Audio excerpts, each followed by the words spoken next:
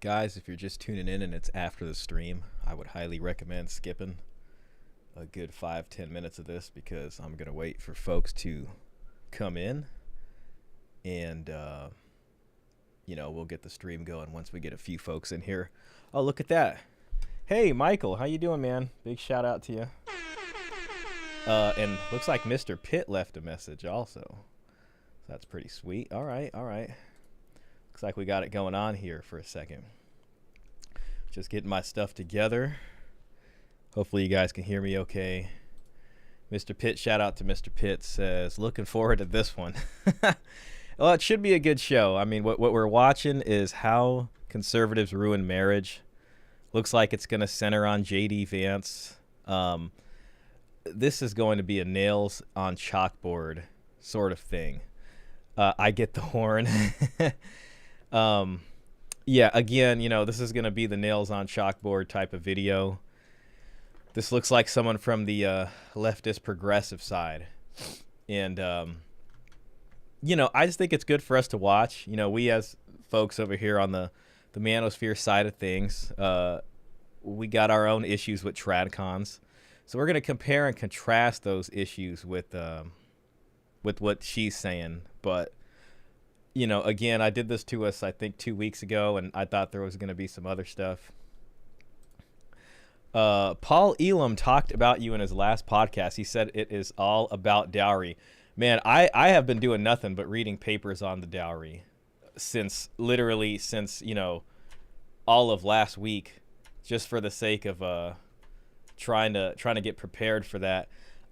I was actually supposed to have my conversation with him today, but he messaged me yesterday and there was a scheduling issue for him. So we moved it to Tuesday. So it's going to be Tuesday and we're going to record Tuesday, which frankly I'm fine with because I got a little bit of a stomach ache today. And it just gives me more time to study. This video is 27 minutes long. I do have this other paper. I was going to reference this paper a bit in my discussions with him. Maybe later on if we have time or if we feel like it, we'll go over it. So I'm just going to give a few more minutes. We'll see if some of the guys get in here. See if Klaus gets in here. Mr. Pitt, some of the folks. After a few minutes, we'll get started on this. So hope everything's going okay with you. I know you sent me that other video, Michael, the one on when children need protection from parents, and that's inside CPS. I think that's specifically Singapore. I mean, maybe we'll watch that if we have time. Maybe we'll watch that. So I did see that message. Sorry I didn't respond, but yeah, just to put that in there. So that's where we're at. We're just waiting for that. I'm leaving to Egypt this Thursday. So I'm going Thursday. Leaving on the 3rd here. And so, I'll get the Paul Elam interview done on the 1st. The 2nd will really be my last day. And then the 3rd I'm taking off. So I'm really looking forward to that. And hopefully I can get you guys some content out there too. I've been trying to figure out how I can do content without bringing my laptop with me because I don't want to have thousands of dollars worth of equipment that I got to be responsible for. It just sounds like it's going to be tough. Hopefully I'm coming in okay. I hope I'm not skipping for you guys. That would suck if that's the case. Hope my stream's coming in okay. My internet's been a little wacky lately. The Singapore might not be that good. Recommend a different day or not at all. Got it. I'll take your word for it. If we got some extra time, I'll maybe talk a little bit about that dowry paper, or I'll do another one of Father X's videos. He sent me a list of videos that he, hoped I would go over. It's a pretty long list. So, we'll see how many of those I could really go over. But he sent me a pretty long list. We got major mistakes judges make in child custody decisions. Women commit domestic violence too. My real life before family court. My first day in family court. Your first day in family court. Is your divorce/family court judge incompetent or gender biased against dads? So, I mean, and there's a few other false allegations of domestic violence. So we got a lot of other Father X ones. If the video I end up watching, you know, now about how conservatives ruin marriage ends up being really just bad, that it's just torturing everybody, then I'm going to have to call it, you know what I mean? Yo, hi Trevor. Big shout out to you, man. Good to see you in here. Hope you're doing well, man. How are things going out there? God, man, why do people gotta calm me down? Hold on 1 second. This could be pertinent to my stream. What's up? I'm on stream. Bye. Yo, Klaus, welcome in, man. Just the man I wanted to see. All right. Well, shoot. I think maybe we'll get it going. For the folks that just got in here, my Paul Elam stream has been moved till Tuesday, so we were supposed to record today, and he had some scheduling issues, so he moved it to Tuesday, which frankly I'm grateful for. It just gives me more time. Yo, Elena, good to see you in here. Appreciate you being here. Hi, Sean, everyone. I know we still got to do something soon, so we'll get that figured out. I will be gone from the 3rd to the 22nd. I'll be in Egypt and Turkey, so it's probably going to have to be after that. But I do remember I was supposed to be on your show. Dan the man. Yo, Dan. Good to see you in here, Dan. Happy to see you. Yes, I was just telling Michael, so the Paul meeting is moved till Tuesday. So that's when we're going to record. And unfortunately, it wasn't today, but that's okay. It gives me more time to study. I've just been doing nothing but reading about the dowry and bride price. I got some other papers I've just been looking at. Maybe we'll go over some of this just for fun if, you know, we got a little bit of time after today's thing. If this finishes quick, how conservatives ruin marriage, I might do another Father X video too. So we got stuff. It just, you know, seems how we feel after it. Man, like 4 days ago, I thought of the perfect poll question to put in here, and I completely forgot the question. So that's unfortunate. This woman is incredibly educated, so put your learning hat on. Teaser, she is getting married soon and is super excited about it. That is what makes this video so funny. Okay, so you checked the video out already. All right, that's good to know. That's going to be interesting. Also, guys, I tried to make the settings so I could skip ads, but, you know, I think YouTube took that feature away from me. So if some of you guys get ads, I'm sorry. Believe me, ads do nothing for me except, you know, ruin the pacing of the show. Do Egypt women sport the dowry? Watch out, women. Well, you know, technically over there, so, you know, they're a Muslim country, so technically there's the dowry paid over.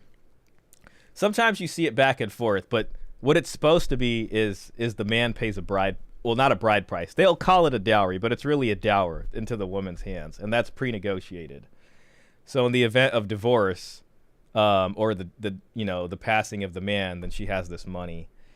But some Muslim countries will do it differently. Some of them will pay that, but then they will also get a kind of dowry from the family, typically in the Indian subcontinent. And in India, it's always been a dowry, so sometimes old habits die hard, and the culture still sticks a bit, so you'll see both of the things. I'm telling you, I've been digging deep into the rabbit hole on this.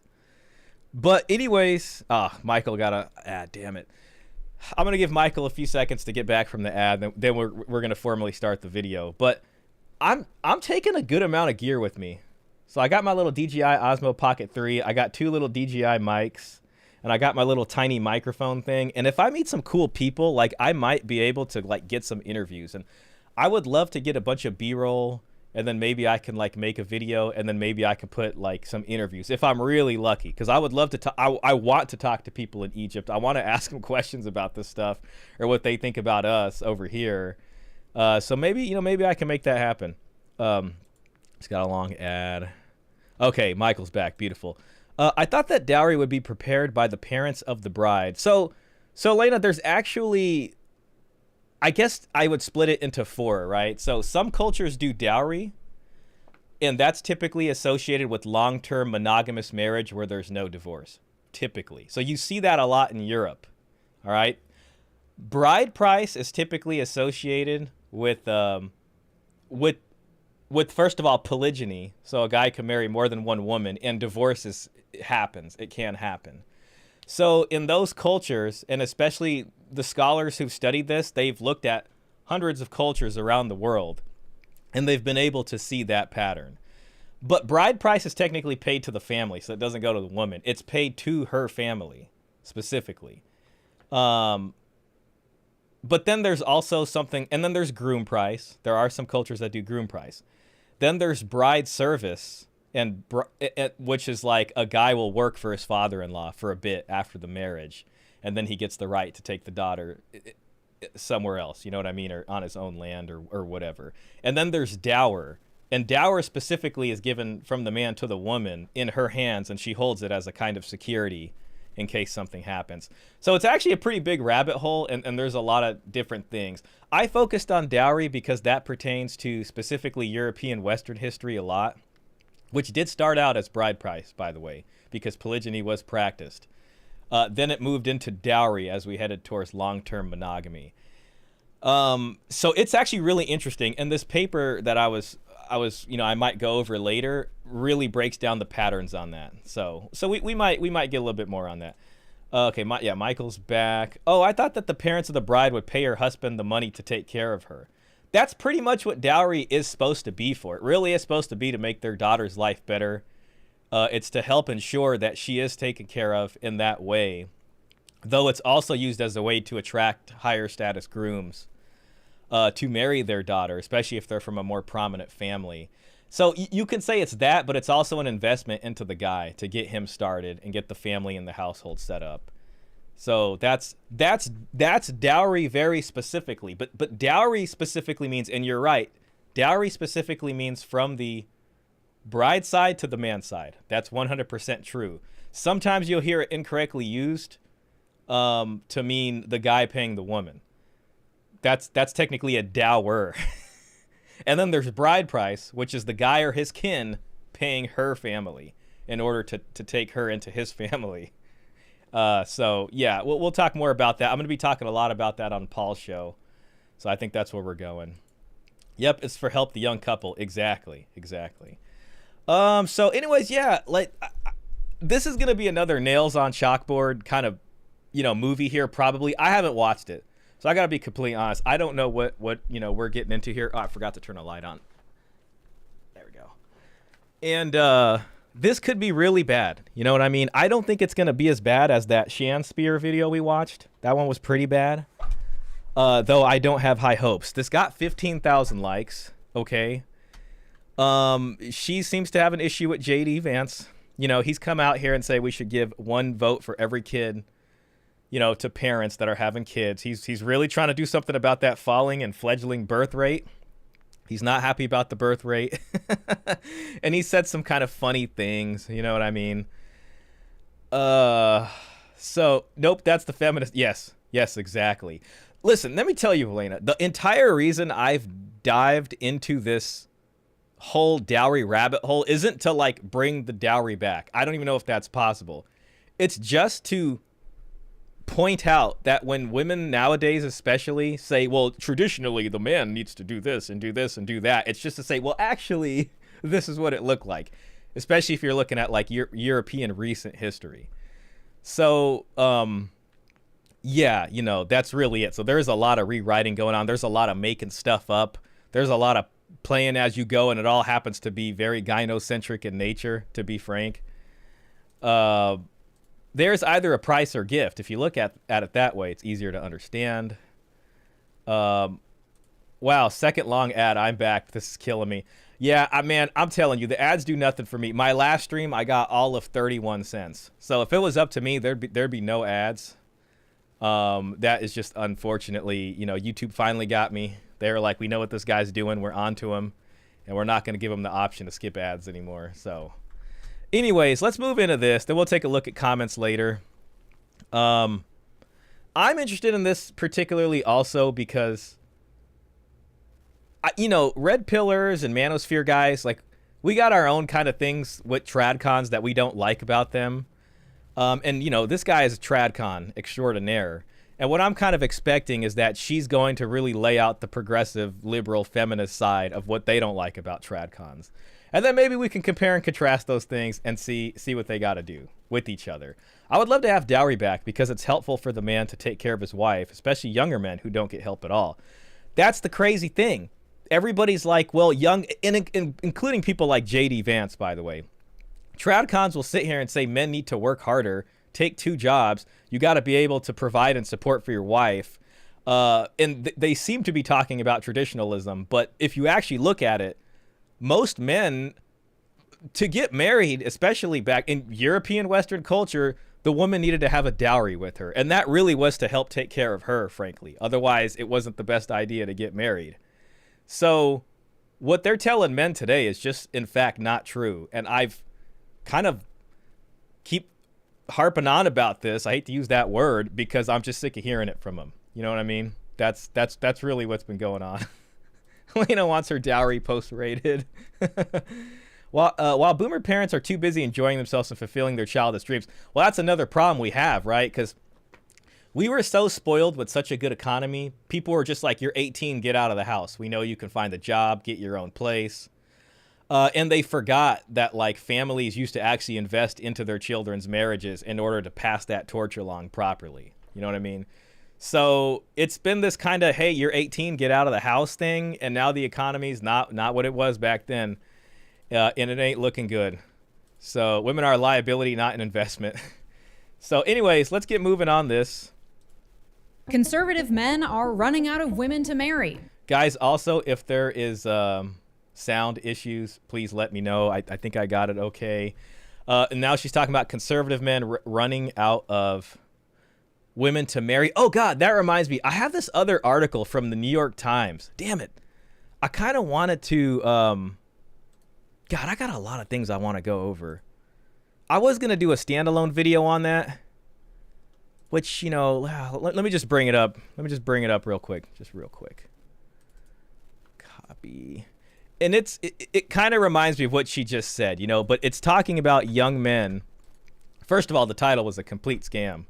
Just right off rip. Let's see if it lets me bring it up. I got to do some magic to be able to see this thing. But it's basically talking about how Gen Z men are basically going to church more than Gen Z women, and Gen Z women aren't really going. And but the issue is it's not that young Gen Z men are going to church more. It's just that they haven't left as much as the Gen Z women are. So the article talks a little bit about that, talks a little bit about, you know, the patriarchy and this and that. We'll see if this works. This thing's taking forever. I'll try it again later. But yeah, her first sentence right off the bat, conservative men are running out of women to marry. That really mirrors this New York Times article because she's basically saying there's being an exodus of young women, Gen Z women, not the older women, you know what I mean? The ones that are making up most of the donations, the younger women. So let's see. And they want to make it everyone else. Conservative men are running out of women to marry, and they want to make it everyone else's problem. So we live in a very complex world where damn, okay, so we got Myron and Fresh in here real soon. I didn't even know she's gonna bring this stuff in it. Difficult to identify women that are marriage material. If you guys' method is so good, why aren't you married? Again, because men are the ones oh God, that decide. This is when they were on H3 podcast, which was freaking hilarious. Yeah, when I get back, I'll definitely join for sure. I'll be back on the 22nd. If they want to get married, choice. So you choose not to be married. Do you plan on getting married someday? Do you think it's important? Eventually, the nuclear family is the backbone to any thriving society. But see, and this is, oh God, and that's what did Myron in on that. And you know, they had a good laugh at him because he's trying to have 1 foot in and 1 foot out. You know what I mean? He's trying to be the manosphere red pillar guy, but then he's also trying to be the hyper masculine. We're here to save society. The family's the most important thing, which are truisms, but they're trying to wear both of those masks. This is sometimes why I call these guys Tradcon 2.0s. And was that Ethan Klein? He did a good job zeroing in on that because really they can't be both of these things at once. Do you think it's important? Eventually, the nuclear family is the backbone to any thriving society. But a lot of guys don't have that ability to find a woman that's worthy. You don't have that ability. I don't have that ability. You're not married. The political gender gap in the US is more severe than ever, and that's bad news for hetero marriages everywhere. Now that women can do things like get an education and open. And we talked about this before, guys, right? Like, we see most of the ladies are voting for Democrat. Most of the guys are voting on the conservative side. That's what the polls are showing. And it's not just the U.S. I mean, you see that in like South Korea, places like that. A bank account without a husband, the majority of divorces are being initiated by women, and the pool of aspiring trad wives is dwindling. But instead of attempting to, I don't know, do better, conservative men would rather just remove women's rights from the. See, you hear that? Do better. Instead of just doing better, that's not very different from what like the Tradcon, guys are telling the men at the church also, right? We've seen videos where they're like, you need to do better, and they're shaming the guys. The feminist language and the Tradcon language are actually very similar, right? And, they tried to get ahead of us with that criticism about a year ago when they said red pill was feminism for men. But, Mr. Pitt, hey, welcome in, man. I've been waiting for you. Thanks for coming in, too, and leaving a comment, man. Every time I come before I start the stream and I see that you were there, it makes me pretty hyped, man. So, good to see you, bro. Yes, exactly. Elena's got it right. The man up. See, this is the man up thing right here. This is the man up. It's not, hey, ladies, how about we come up with a different proposal for marriage? You know what I mean? It's like, well, the guys need to do better, but, women can have their own bank accounts and stuff, but is she coming with half the down payment for the house? You know what I'm saying? Like, is she coming with anything saved from being 18 to 27 and doing this career, or is she coming with nothing? Because if she's coming with nothing, it's not going to work. Tradcons are undercover feminists. Exactly. That was the title of a fantastic episode, by the way, of It's Complicated. If you know his channel, he's got a video titled Undercover Feminists. Marriage equation altogether. In the antiquated model of marriage that conservatives want to return to, procreation is mandatory, happiness is irrelevant, and the man is the only one with agency. From toxic masculinity to ending no-fault divorce, this is how conservatives are ruining marriage. Roll the intro. All right, we don't got no time for this intro. Stress of the pandemic and a stint working an incredibly demanding job as a corporate lawyer, my body was messed up. Oh, hold on. So let's see. She's a corporate lawyer. Let's just real quick. Thank you to my partner on today's video, Lumen. After the stress of the pandemic. Oh, crap. All right, we got a sponsor. Let me just move past Lumen. Stress. Yep, looking good. Fiber-packed bowls. Personalized the best a lot of carbs. All you have to do is Yep. Yeah, hit that. Put in her promo code. Hit the Fewer Americans QR. are getting married today than 20 years ago. When we do marry, we're older and produce fewer children. This is all intensely alarming to conservatives who insist that heterosexual, married, nuclear families are the key to a thriving nation. Conservatives yearn for the good old days when relationships were so much simpler, back before women had so many rights and still needed a husband to function in society, when marriage was an institution, not a partnership. Since the feminist and psychological movements of the 20th century. Yo, Men's Lives, welcome in. First time seeing you, man. Great to have you here. My computer's being a little wacky today. If you guys see skips and stuff, I really don't know what it is, but hopefully the stream's coming in okay. Marriage has been evolving towards a partnership or soulmate model, which prioritizes the happiness, fulfillment, and ongoing consent of both participants. And this I wish I had Coach's sound effect, the I'm not happy sound effect, because that's exactly what that is, has been strengthened by policies like no-fault divorces, legal gay marriage, legal interracial marriage, and broad access to birth control, mechanisms that create greater choice and freedom for the individual participants in a marriage. And all of them will be on the chopping block if conservative lawmakers get their way. Anytime culture starts leaving conservatives behind, they whip up a moral panic to force extreme policies that don't actually fix any of the problems they purport to solve. Even though women are out. I mean, listen, and I'm trying to be as charitable with her as possible. I can say I even agree with that. I mean, I think there's been a number of times red pillars have looked at Tradcons and saying that they purport to want to solve some of these issues, but they're not really helping men do so. It's more so just, try harder, man up. It's not about collectively helping men. It's more about individually just shaming men to try harder. That's how you get, the rise of the Andrew Tates and stuff like that. Jordan Peterson style. And, you know, hey, I gotta say, I mean, I agree with that. They're not actually trying to fix any of the problems they're purporting to want to solve. Out here en masse saying they'd rather meet a bear in the woods than a strange man. At no point are conservatives stopping to consider that maybe their violent, misogynistic, condescending alpha male shtick could be part of the problem. At no point are they considering the research coming out of Singapore and South Korea showing that divergent attitudes between the sexes about politics, family, and gender roles are playing a major role in historically low marriage and fertility rates. At no point are they considering that maybe decades of It's probably that, and also economics. I mean, economics is a huge thing to deal with that. You know, and I don't think she's going to address sort of like unreasonable expectations of the men. You know, I think what she's going to do is be like, you know, men are just expecting women to do that. They want to do this. They want to take the rights away. But she's not going to say women's sort of unwillingness to meet halfway at the table, to put, you know, half that down payment on the house, to say, hey, listen, I'm 27 now and I've been, you know, 18 to 27. I've been doing something. Here's my nest egg. What's your nest egg? Maybe we could figure this out together. Like, if they want to call it a true partnership, it would probably look like that. But instead, it's like men are hearing you need to be the provider frankly, from women like that.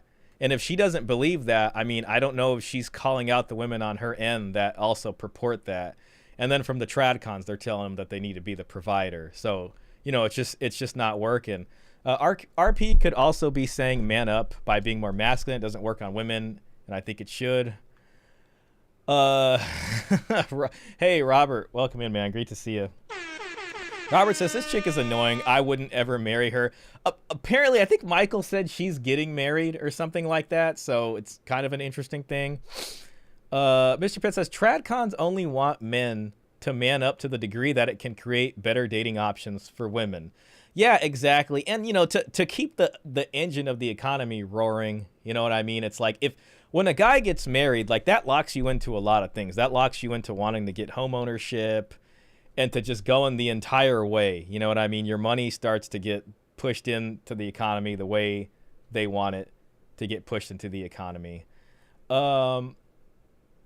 Michael says, I agree with Elena. No one is talking to the women. Yeah, and that's really the problem. And this is where, you know, the whole gynocentric thing comes in. This is where, like, Peter Wright and Paul Elam's book here, which discusses chivalry and how it's really affected our culture. It's not. You know, a gynocentric tradition right there, right? So that's part of the issue, and that's what people don't understand is really going on. And it was not gynocentric before, you know. RP needs to start working on women, improving women, not just men, says Elena. I think 21 Convention was trying to teach women how to be more feminine. See, that's the tough part about all of this, because and listen, this is, you know, obviously you guys don't have to agree with me on this, but I just think we're kind of past that. I tend to have a very pessimistic attitude on that, and I think the sort of ideal of femininity has been heavily deconstructed by the culture, and I don't think they're going back, especially, I don't think that can exist with feminism at the same time. And, like, feminism is here. It's not going anywhere.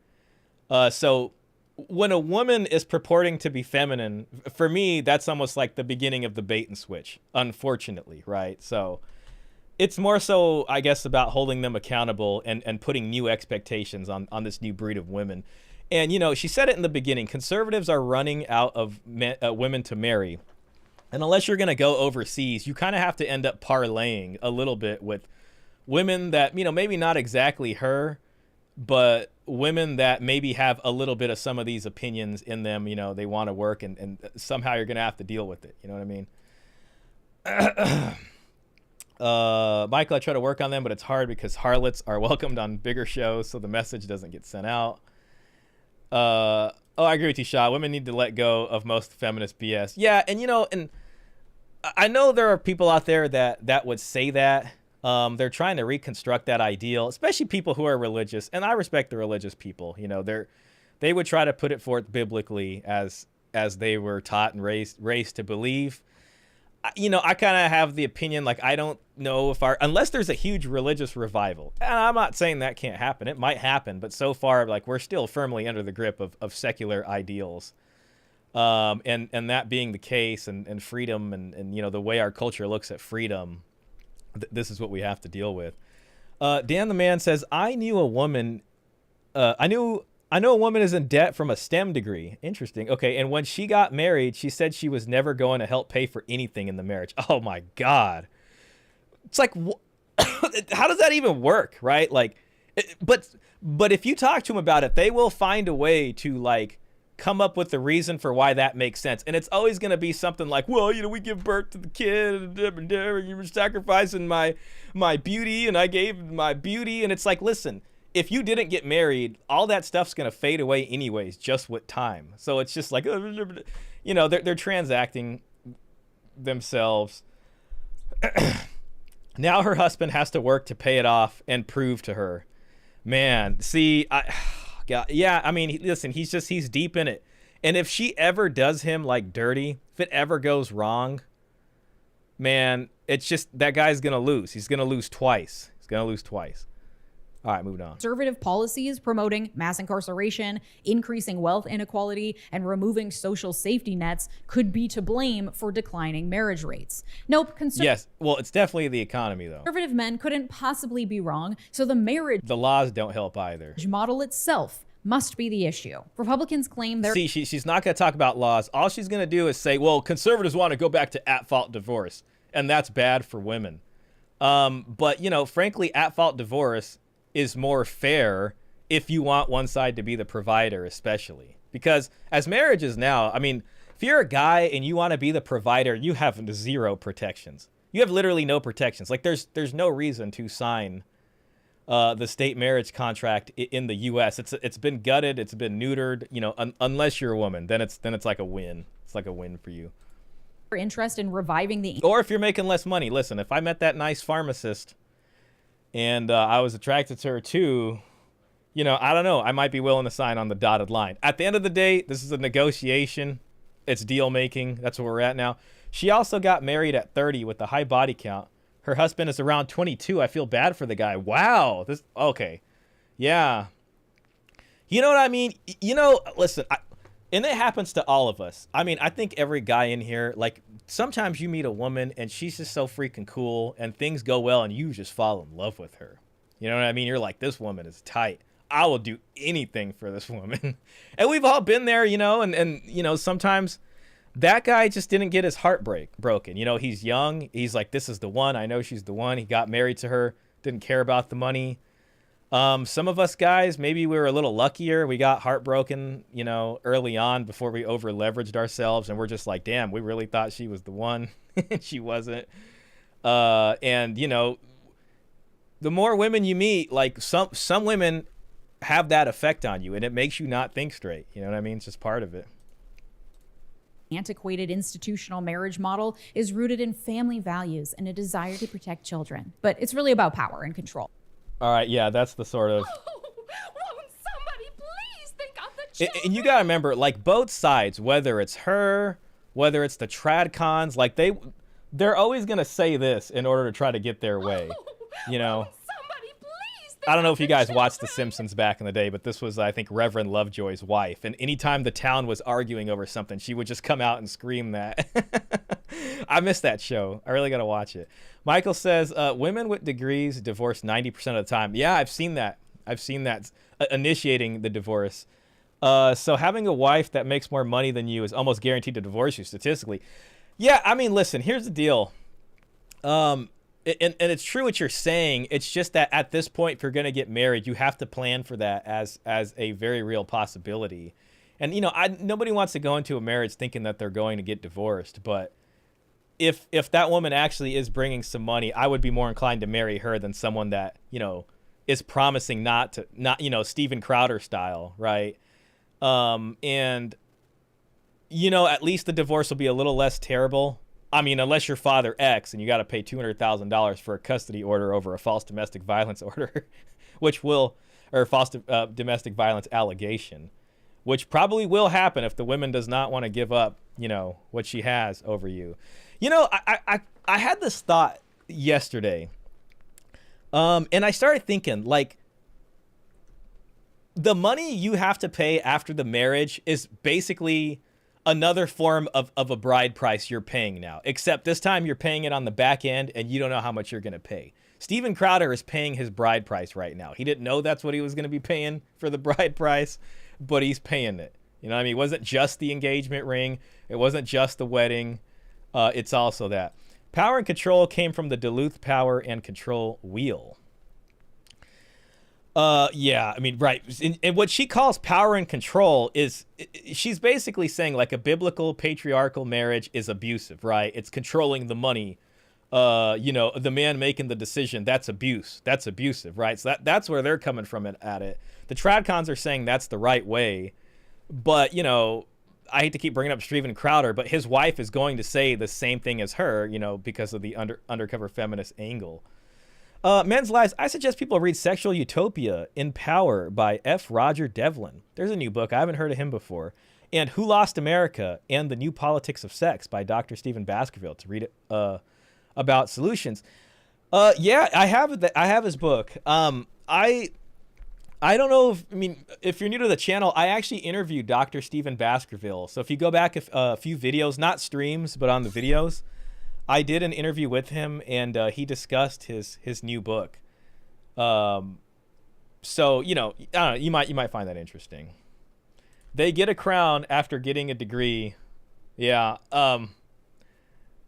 And the ego with unrealistic expectations that go with it. Yeah, I mean, and some women call it graduating, right? Divorce is the new graduation for some of these folks. Restoring an unquestioned patriarch to the center of the American family. See, yeah, the father being the head of the household. You know what the craziest thing, too, is? Like, I mean, she's going to say it like this, but it's just funny because, like, a lot of women, I could just say anecdotally, a lot of women are going to want you to, quote-unquote, lead. You know what I'm saying? So it, like, kind of plays into the sort of man being the leader thing.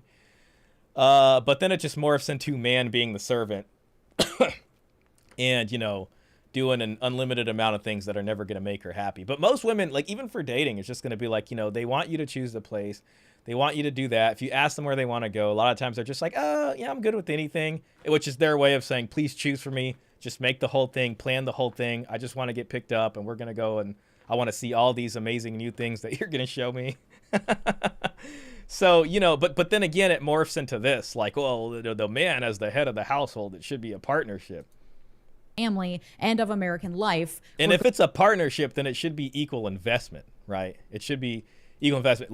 Lead means pay. It doesn't mean authority.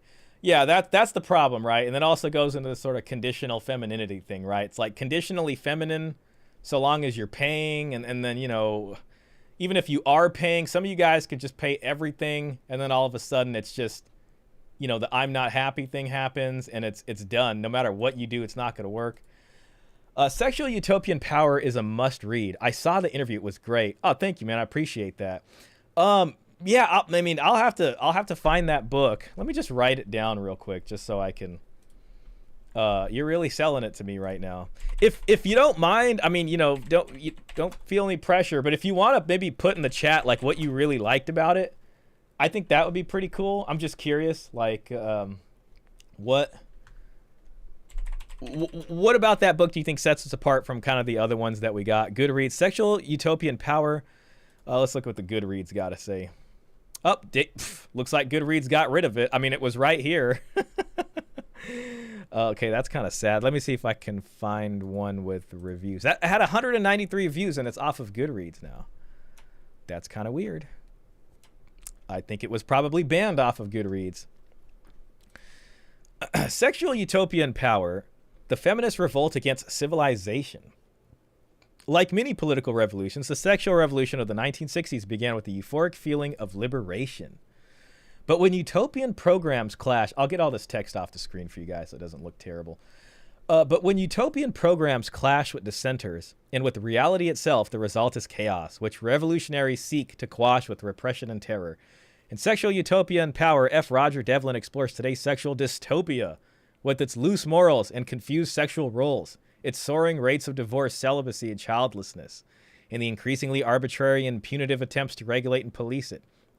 Devlin shows that the breakdown of monogamy results in promiscuity for the few, loneliness for the majority, and unhappiness for all. Sounds like a pretty interesting book. So, yeah, maybe I'll get my hands on that.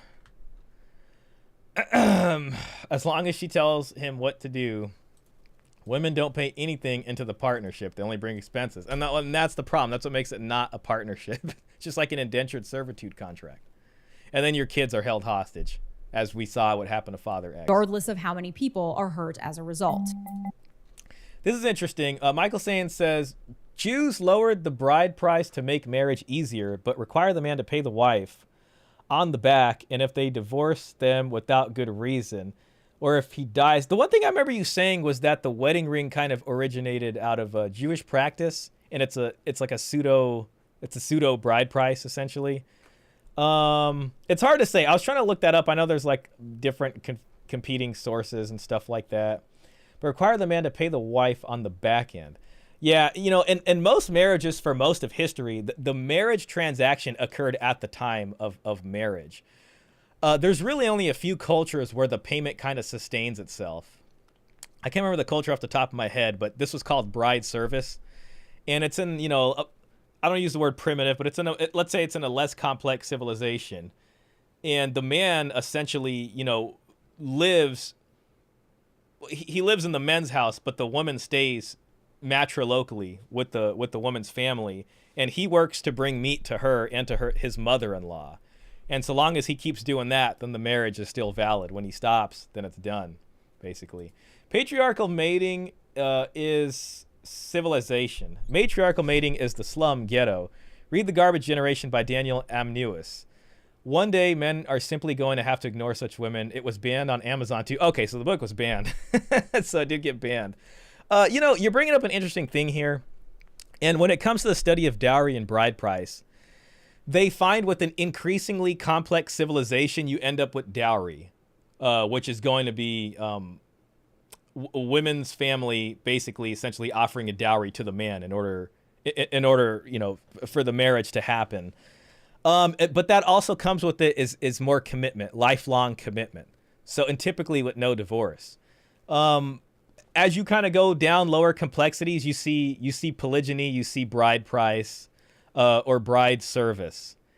And that's what you see in a lot of the other civilizations that they studied. And a lot of this depends on the economy and all these kinds of things. So, I'm looking at this stuff because I'm like, what should this look like now? And frankly, it's all about the economic output of both parties. And if there is a difference between the economic output of one or the other, there's a transaction at the time of marriage that compensates for that.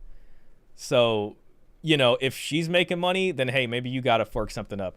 If you're making way more money than her, then you're getting a bad deal if you're just marrying her because, feelings or whatever. So I just think it's important for people to know the backdrop of that and just to negotiate better. Like if you're getting nothing out of that, like why are you taking on that burden? It was banned on Amazon too. Yeah, I got to do something about this Restream bot. Might be kind of annoying, but all right. Anyways. To understand why the institutional marriage. Institutional marriage. Wonder what she means by that. Yeah, I know you meant that. Sexual utopia was banned. Model is so objectionable, we have to talk about coverture. Coverture is a long-standing legal practice that we inherited from the British in colonial times. Coverture held that no female person had a legal identity. At birth, a female baby was covered by her father's identity until she got married and switched to her husband's. As historian, and so this meant like any debts that the wife had also, the husband was responsible for that. He took on all that burden. And, because a coverture law was one of the things that like feminists hated for sure. And it's also one of the things that got rid of the dowry, I believe. I want to make sure I'm right before I say it like that. But essentially the man, had, it was under his decision making and it was under his responsibility. Feminists eventually got mad because they were saying that, we can't keep that property. We want that property to be under our names. And, it led to the end of that system. But that's what it was. Catherine Algor writes, the husband and wife became one, and that one was the husband. Because they did not legally exist, married women could not make contracts or be sued, so they could not own or work in businesses. Married women owned nothing, not even the clothes on their backs. They had no rights to their children, so that if a wife divorced or left a husband, she would not see her children again. Married women had no rights. I mean, yeah, because, well, first of all, you're not supposed to be getting divorced over there. There was no divorce in those times. So she's talking about coverture laws. Divorce doesn't happen. There was only annulments, and divorce didn't happen literally until the American Revolution.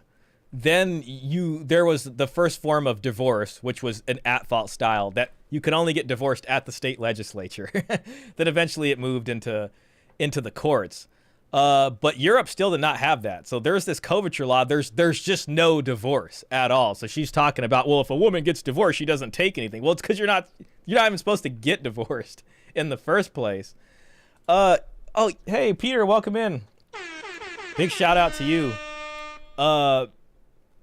Great message that men have to relearn negotiating based on comparable and potential incomes. Exactly. And thank you for being in here. By the way, Peter is the co-author of this book with Paul Elam, Chivalry. So please look up Peter's site, gynocentrism.com. He's been in this game for a long time, and he's got a lot of articles written and just a lot of good information there. If anybody could tell us about coverture laws, it's going to be Peter.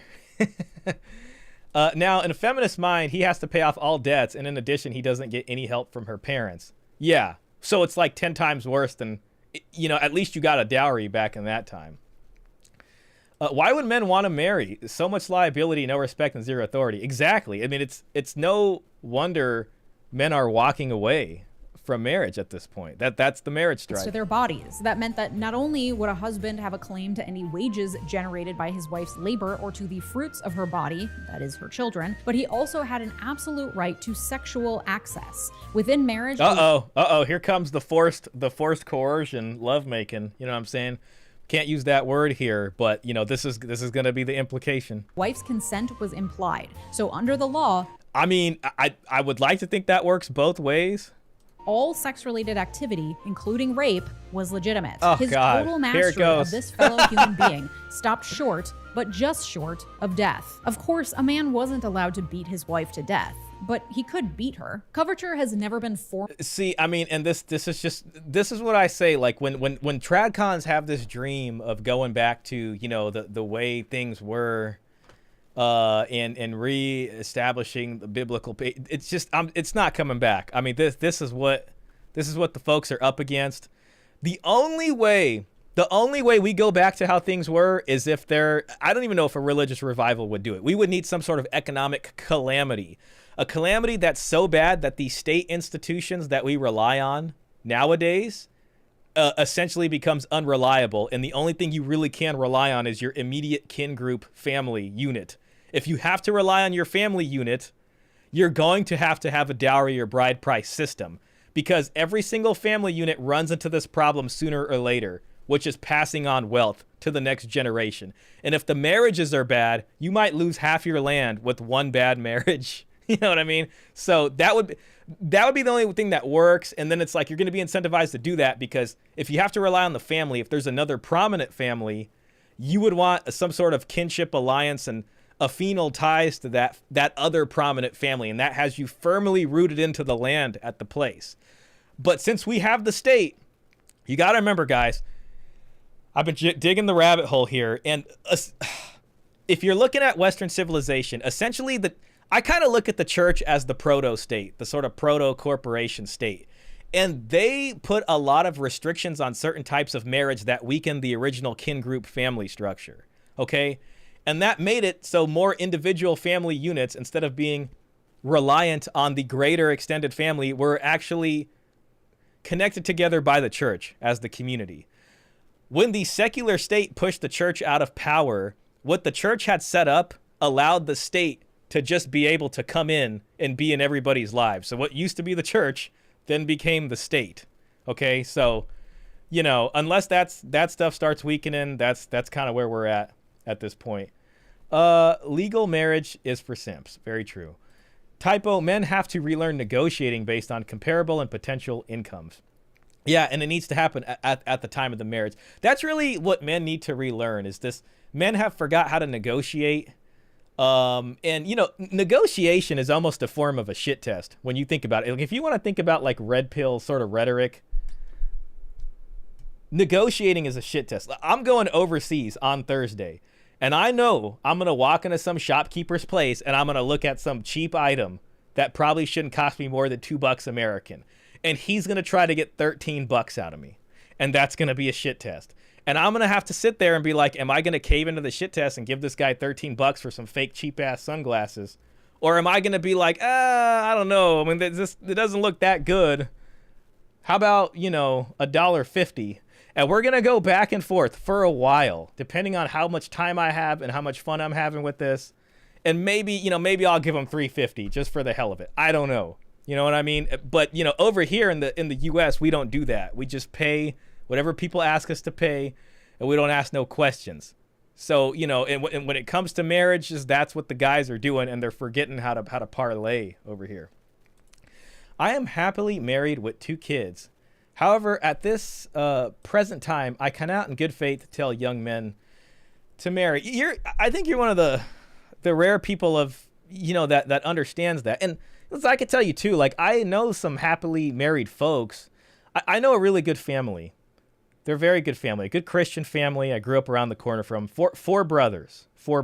These guys were the upstanding model of a family in my neighborhood. And I think I learned a lot from them. And I really appreciate them. But the culture that we live in is so toxic that really only one out of those 4 boys has a good marriage right now. The one guy is married and they got like 4 kids. Beautiful family. Amazing. You know what I mean? The other one ended up going through a pretty nasty divorce and it really affected him for years. Very sad. The younger 2, you know, kind of the living girlfriend, no kids. They don't want kids, are kind of into the whole, you know, progressive way of living. And then my other buddy, you know, that I really grew up with, we were the same grade. He's been with his, you know, his girlfriend for a while, and this is a Christian guy, but he's still not married to her. You know what I mean? And it's why is that? I mean, I think we can guess that. So, unfortunately, there's just so much wasted time because they probably could have been married a lot earlier. They probably could have had kids already, but he saw what happened to his brother, and all this kind of stuff. So it's just like there are some happily married people. It's just it's very rare, you know. Coverture. Looks like that's probably coming in later. Coverture. Hence the proposed marriage strike proposed by Baskerville and Devlin. I also think many men are extremely negligent in vetting women. Yeah, I mean, the vetting is one thing. I don't think you're entirely wrong about that. This kind of goes into having experience with women. I know Dan the man told us about his 22-year-old buddy that's married to a 30-year-old woman, and he's paying for everything. But, you know, that has to come with experience. And depending on, a lot of guys probably don't have that. A lot of guys are like, you know, you get that feeling, you find her, and you're just like, finally, you know, you want this. You think this is it. But the marriage strike's going to happen. That doesn't mean you don't have to interact with women. You still should. I do. I think you should. But you got to negotiate something that's out of that contract. My cat is screaming pretty loudly at me. I'm going to try to ignore her. I might let her in. You know what? I'm going to do a poll. We're going to take bets. Start poll. If I let my cat in, will she derail the stream? Question mark. Sorry. She's like, you're streaming? I'm trying to be part of the fun too. If I let her in here, what's going to happen is she's going to come here. She's going to jump right here. And then she's going to jump right here. And she's going to start messing with everything. And just because I'm here, she's going to have to do that. Robert, I've been happily married twice until I wasn't. Shout out to Robert, man. We love you over here. We really do.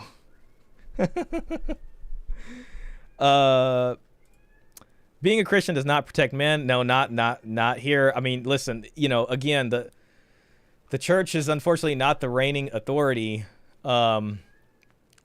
It's the state at this point. Michael Saint says legal marriage under parents Petrea makes children wards of the state. That's, yeah, well, become state. You know, it's funny, right? Because women will say they don't want to be objectified, but they have essentially become property of the state instead of property of their husband. And you have to basically parlay and pay the state in order to avail yourself of that. It's kind of a weird thing. 60% says 50% says she won't. You know, I'm going to just let her in. We're going to find out what happens. We're going to find out what happens.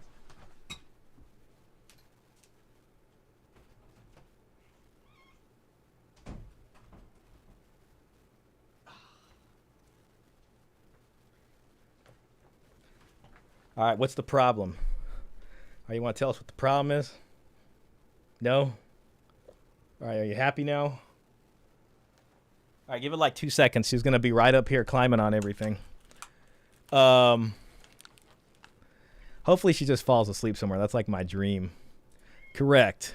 Okay, yes, let's just move on back to this.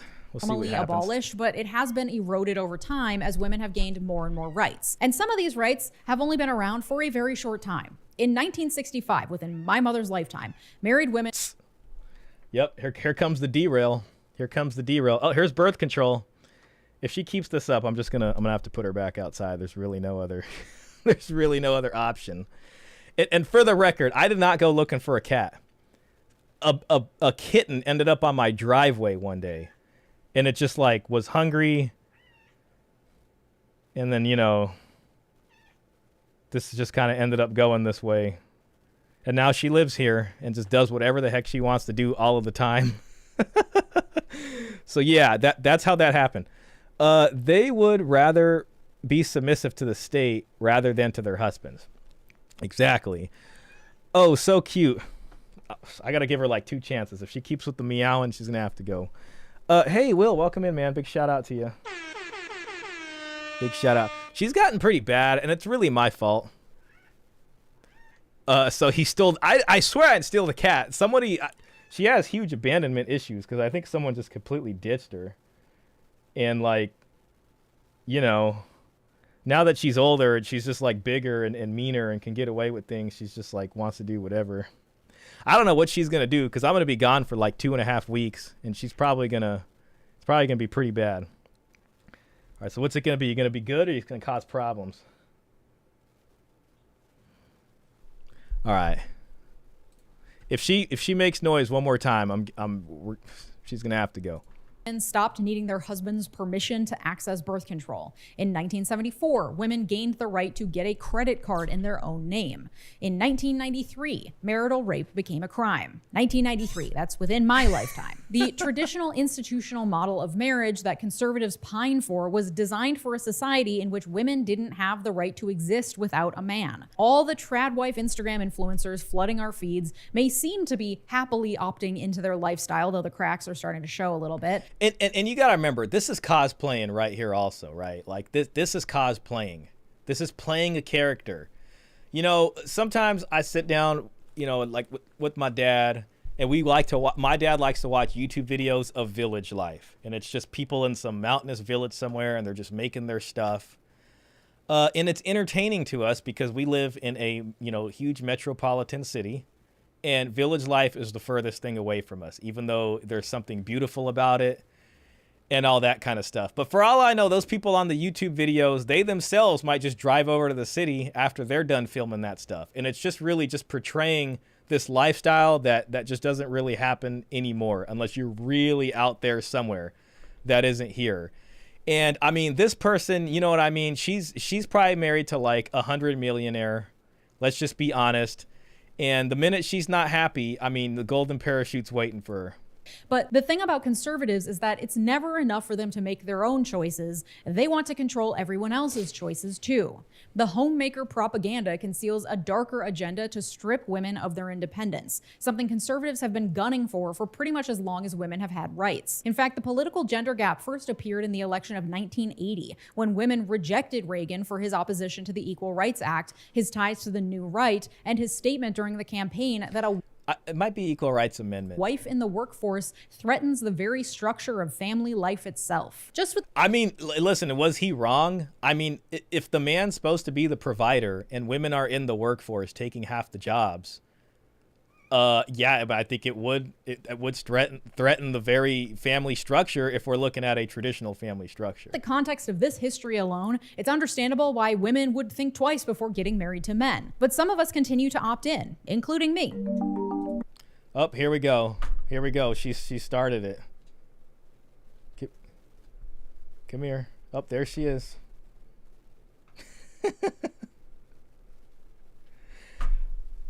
All right.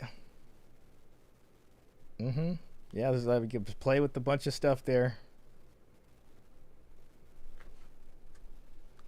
All right.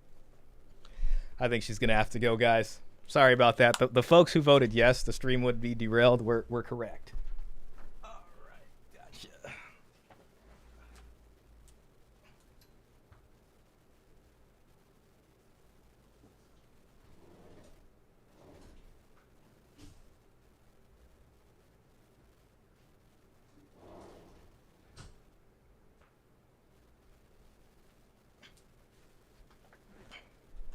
Sorry about that, guys. Conservatives want the aesthetics of traditionalism, but the benefits and delusions of feminism. Yeah, they want to have one foot in and they want to have one foot out. And unfortunately, the only way to deal with this, and this is what the Tradcons really don't like about Red Pill, is that men can only negotiate and deal with this kind of woman by doing the exact same thing. Conditional femininity, and unfortunately, needs to be met with conditional masculinity. And you end up with especially if you look at like the PUA style guys, right? A lot of the sort of negative stuff about Red Pill that the Tradcons really don't like. And again, the Red Pill purists are going to say it's a praxeology. We don't tell men to do anything bad. But it really is about exercising options, having a bunch of options, you know, competition anxiety, the dread game, all this kind of stuff, which is essentially men having one foot in and one foot out also is the truth of it. So, you know, and that's how you end up with a woman going out with the guy for 5 years, and then towards the end of it, it finds out he's not going to marry her, and then she gets really freaking angry and throws a huge tantrum and tries to, you know, get rid of, I don't know, destroy his car or something. In case you didn't know, I'm getting married this fall. Like, we gave her a chance. I'm not stressed at all. And so far, okay, so she's getting married. I hope she tells us more about the details of her marriage. Like, they're working together as partners. She's paying her share. thing that surprised me the most about the planning process, other than the astronomical cost of flowers, Jesus Christ, is how sentimental certain aspects are turning out to be for me. I don't usually think of myself as a sappy romantic type, but little things about the wedding are really tugging at my heartstrings. And I think that's because it's so rooted in our values and relationships, and therefore feels like a very individualistic expression of our love, which is what the modern soulmate model of marriage is all about. Until around the late the soulmate model is all about love, which I think is you know, you can probably say is rooted in chivalry, right? And that's how they get you. Well, you should be willing to marry. If you love the person, that's all that matters. Like, well, if it's about love, will you sign a prenup? And then she's like, no, why would I sign a prenup? I mean, well, I thought it's about love. I mean, don't you trust me? But then they don't want to do that. You know what I mean? 1960s, most Americans saw marriage through the lenses of duty, obligation, and sacrifice. There was at-fault divorce at this time. Stable income, an orderly home, and shared religion were seen almost universally as the foundations of a successful union. That all began to change as the logic of the feminist and psychological revolutions gained popularity, shifting the focus of marriage toward individual fulfillment and personal growth. The emerging soulmate model of marriage prioritized the emotional welfare of adults for the first time, introducing the notion that miserable couples sticking it out for the kids might do more harm. You know, and it's you know, I don't disagree with her. It's like a marriage for the first time, the soulmate model, right? The one, this person's the one, you know what I mean? And you're going to find a ton of stories of guys who thought they married the woman that they absolutely loved and adored. And then, you know, she ended up cheating on him or something like that. And all of these nightmare stories that the manosphere knows.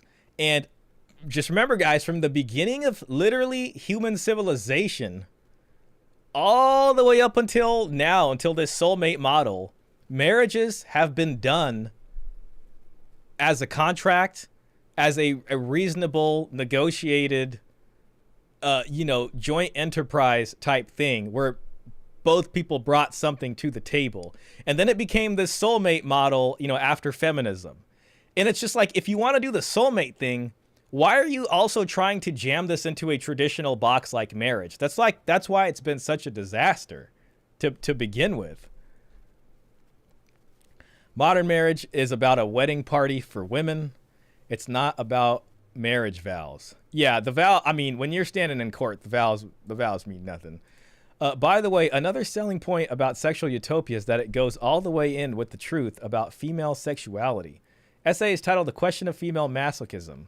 Tradcons Don't Dare to Discuss." It's funny too, because I don't know what's in that book, but it's like Red Pillar folks have spent a lot of time trying to deconstruct that part, specifically about female sexuality, especially with the intersexual dynamics part of it. And really, it's about what cultivates, at least, the PUA style Red Pillars, like the Red Pill subreddit. It's really about what increases attraction and what diminishes attraction. And there's a lot of times that they can see like a failed marriage or a dead bedroom marriage and what led into that situation. And same thing with failed relationships. So I do wonder what part of female sexuality that book addresses, but that's what they've been doing, spending a lot of time to try to figure out. And now that men have some understanding of that, men are less likely to want to take the marriage deal, especially if you're the backup guy, you're the safe guy, you're the provider guy, the stable guy, because men sort of understanding is that you're not her first choice. If you're not her first choice, then a lot of guys don't want to take that deal. They're like, okay, that's just what it is. We'll accept that, And then there's the whole born again thing. That's a thing. Women will have their epiphany phase. We've known about the epiphany phase for a long time. I think that's from Rollo.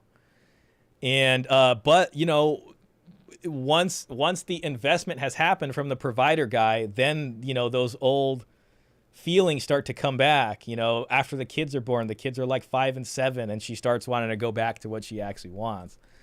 The other essay dealing with it is rotating polyandry and its enforcers. That sounds really good. This book sounds very interesting. Klaus says, well, I'm curious how her soulmate would look like. I have a hard time to imagine him or her. We'll see what if she gives us any more information about him. Than good long term.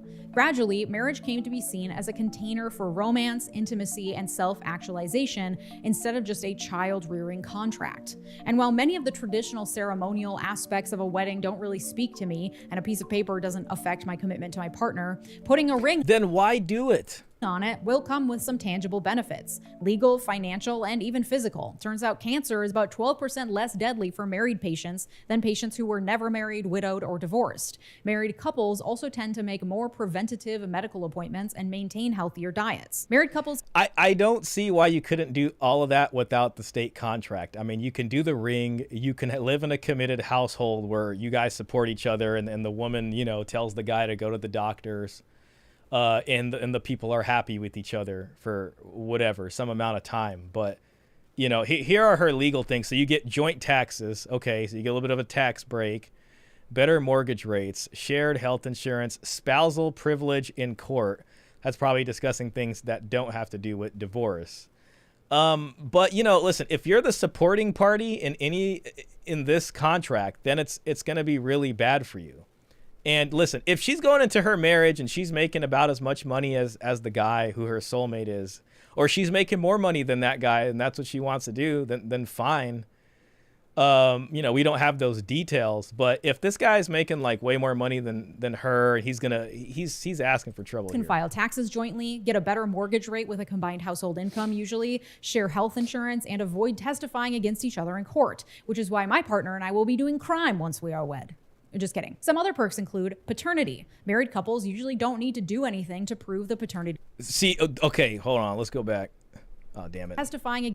Some other perks include paternity. Married couples usually don't need to do anything to prove the paternity of a child. See, but this does not work for the man. That does not work for the man. Paternity. Married couples.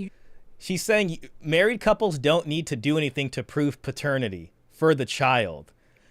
And what this comes out of is old school law, you know, basically saying that the issue of your wife is your child. But then if you're a guy and you found out she cheated on you and, you know, the kid's 3 and you're just like, oh my God, paternity fraud. They're going to be like, too bad. You're the dad now. Kid knows you, best interest of the child.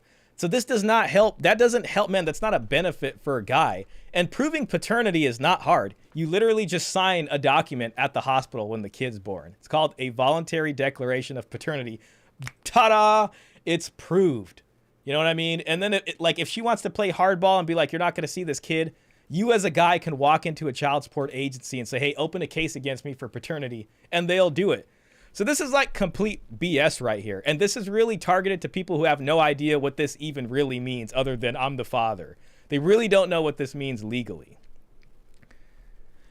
Right to make decisions, divorce, family, medical leave. So divorce is a benefit of marriage. Okay. Sex outside of marriage is a sin because marriage is a covenant that is lifelong till death do us part. Yeah, specifically in the West, you know, especially like as far as a Christian marriage goes, that's what it's supposed to be. So there really isn't supposed to be any divorce. That's the till death do us part right there. Not for this woman, though. I hope she takes that out of her vow on her wedding day. Usually don't need to do anything to prove the paternity of a child, which is a little legal reminder that one of marriage's earliest functions was guaranteeing the paternity of a woman's children and the preservation of a man's bloodline. See, that's completely false. It's not. Nobody cares about your bloodline. All it's doing prior to the invention of genetic tests, you can say it was good for a man because at least it's recognized you're the father of these kids. So, you know, it's easier to get custody rights and stuff like that. But this has nothing to do with bloodline because she could be cheating on you. And then if she is cheating on you, you're stuck with those kids, basically. So, and she even kind of said it from the woman's perspective, like, well, help prove the paternity of the woman's kids. Like, it's just for the woman to attach the guy as a utility. This has no benefit. Decision making. Spouses automatically get the right to make decisions on the other's behalf if they become incapacitated. These are the kinds of rights that were sorely missed by gay men during the height of the AIDS epidemic. I mean, you could probably do that with the power of attorney. Without marital privileges, devoted partners were unable to make crucial medical decisions for their sick loved ones, and were even sometimes barred from hospital rooms and denied inheritance rights. Divorce. Yes, divorce is actually a benefit of marriage, at least the way many laws are currently written. Divorce provides legal protections that breakups don't. It can ensure the equal distribution of marital assets and may entitle... Why wouldn't there be equal distribution of relationship assets? If you guys aren't married and you guys both went into a house together and both of your names are on it, if you guys break up and want to sell the house, are you not both entitled to, you know, equal shares of that thing? You don't need marriage for that. Entitle a spouse to alimony or Social Security benefits. And though alimony is often framed as a gold digger's most coveted prize, alimony exists in part to protect against financial abuse, preventing the end of a toxic marriage. Family medical leave. Spouses are eligible for up to 12 weeks of protected time off from work to care for their partner's serious medical condition. 3 months might be enough time to help a spouse through an acute injury, but it wouldn't be nearly enough for someone facing a chronic condition or disability, and that's kind of by design. The welfare system in part disincentives. A lot of the stuff that she mentioned really benefits, you know, women, to be honest, and especially if the guy's the provider. It really is about protecting the person who's not making the money. Incentivizes disabled people from getting married. Living with a disability can be incredibly expensive, which is why many people with disabilities rely on assistance programs like supplemental security income. Robert says, this woman is disgusting. Is her fiance mentally challenged? She seems the type to do that.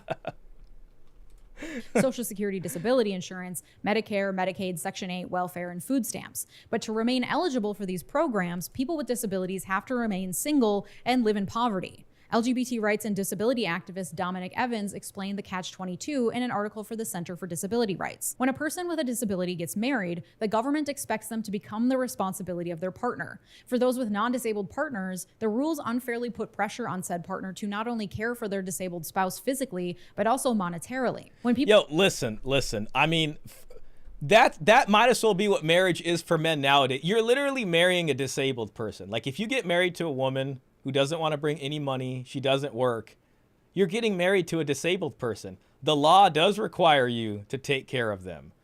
The whole child support system is literally there in order to get money from you if the woman decides to leave and then go live off the state.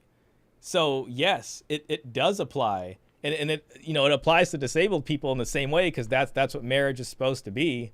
But on the one hand, she's saying marriage is a good idea, especially for women, because it's going to give them all these rights and protections that they wouldn't otherwise get.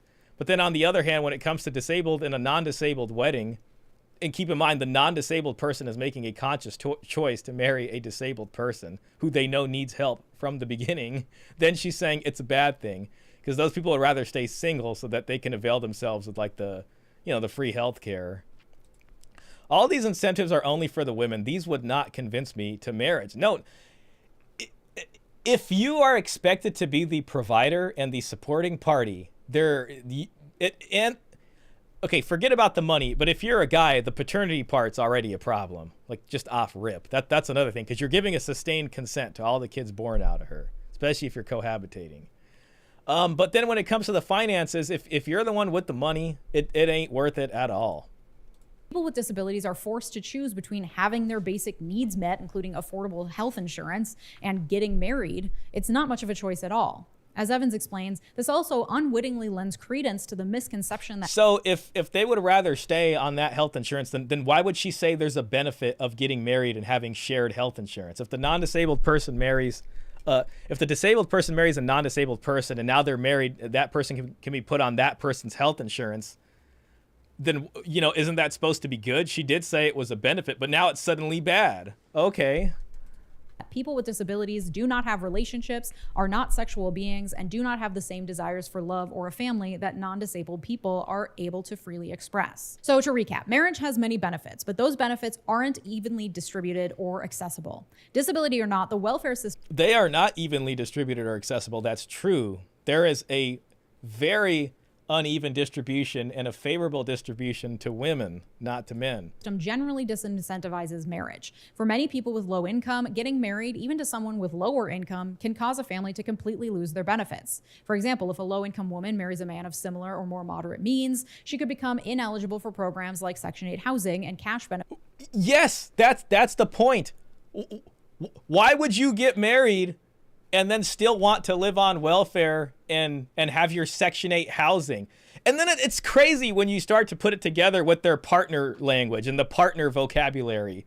Aren't you supposed to be getting married as a partnership so both of you guys can work together for your household? Instead, she's like, well, you're going to lose Section 8 and you're going to lose welfare, so it makes those people not want to get married. Well, I think that's more of their problem, because they don't want to actually support themselves at that point.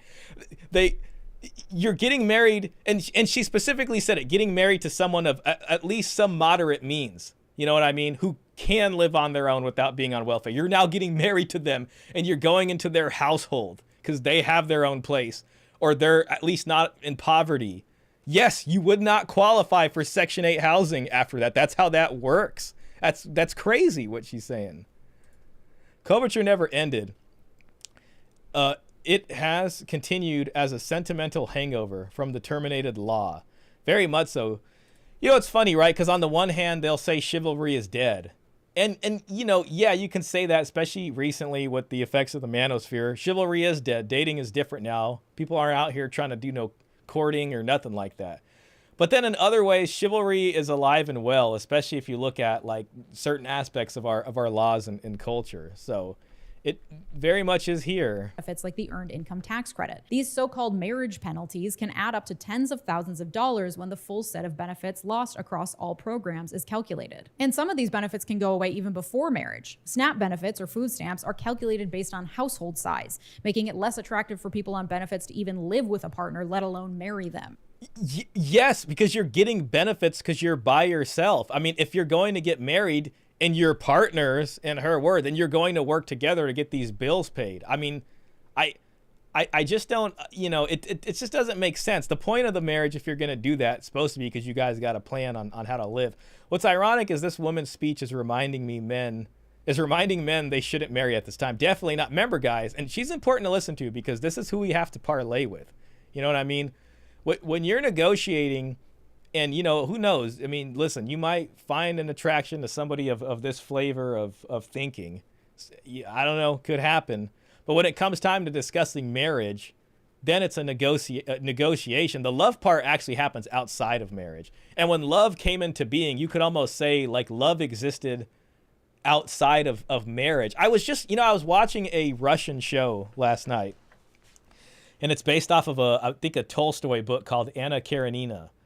And there's like a 6-part movie series on YouTube called Anna Karenina. And I got to episode 2.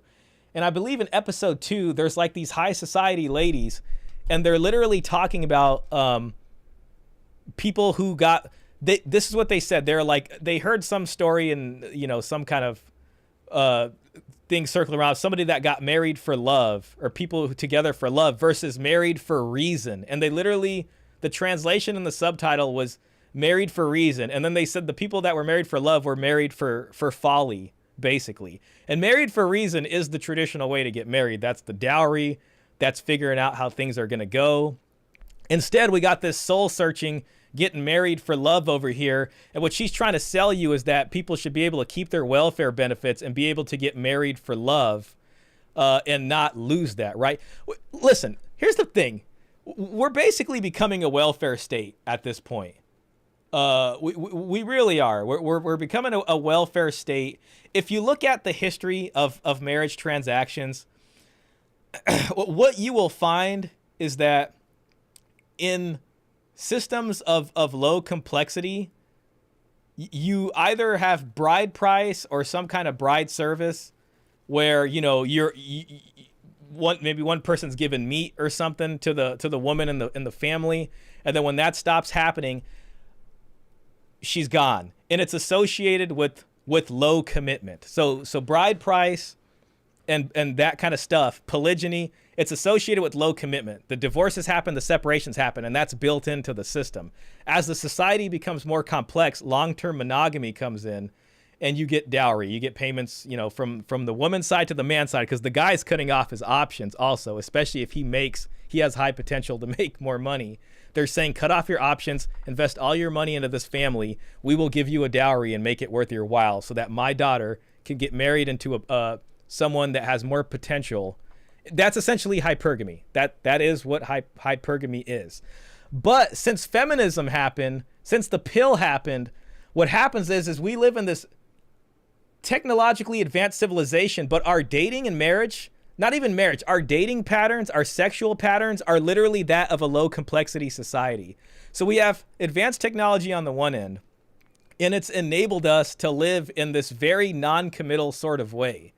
So when it comes to non-committal relationships, what that means by definition is that the children are taken care of by the community.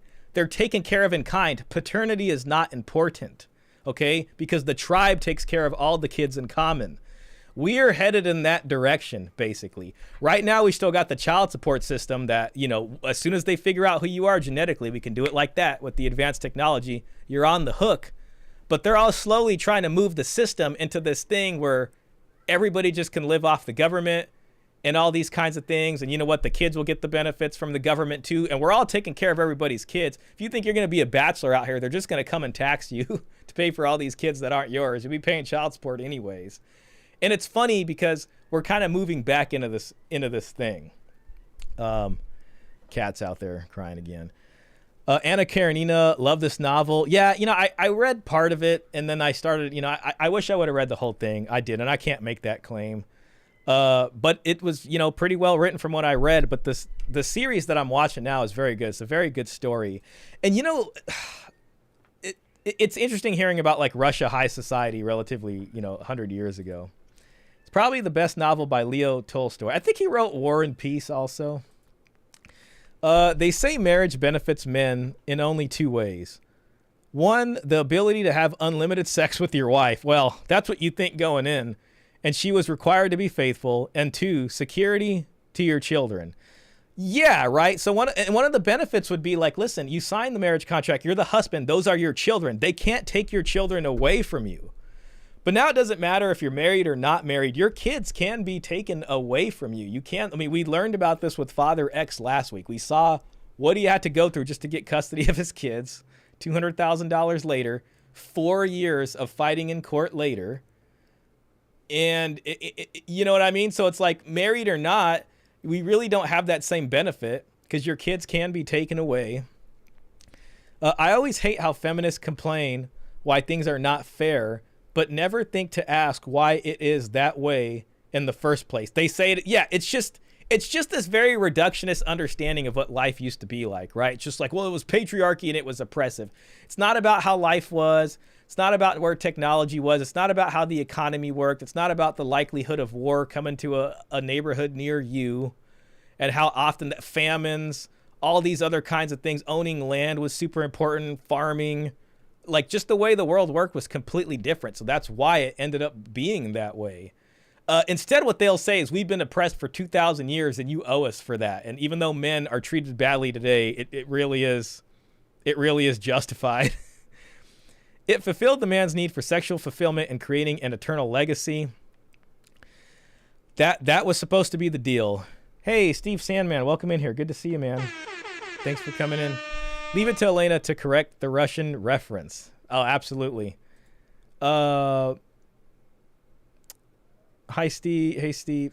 Take away those two benefits for marriage and men will stop marrying. Yeah, I mean, the most you can get out of a marriage, you can get that without the contract anyway. So why sign the contract? It just doesn't make any sense.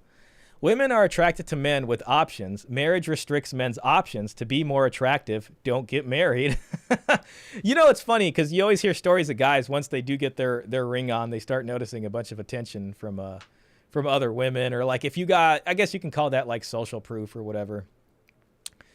But yeah, essentially, right? And listen, if you're going to give up your other options, typically a dowry was associated with that.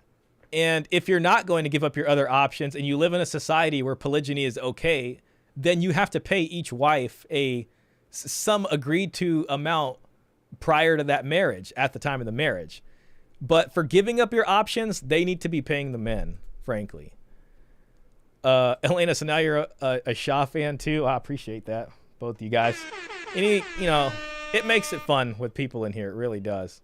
I kind of look at this as like me going to the tavern on a Saturday night and just hanging out with a bunch of people.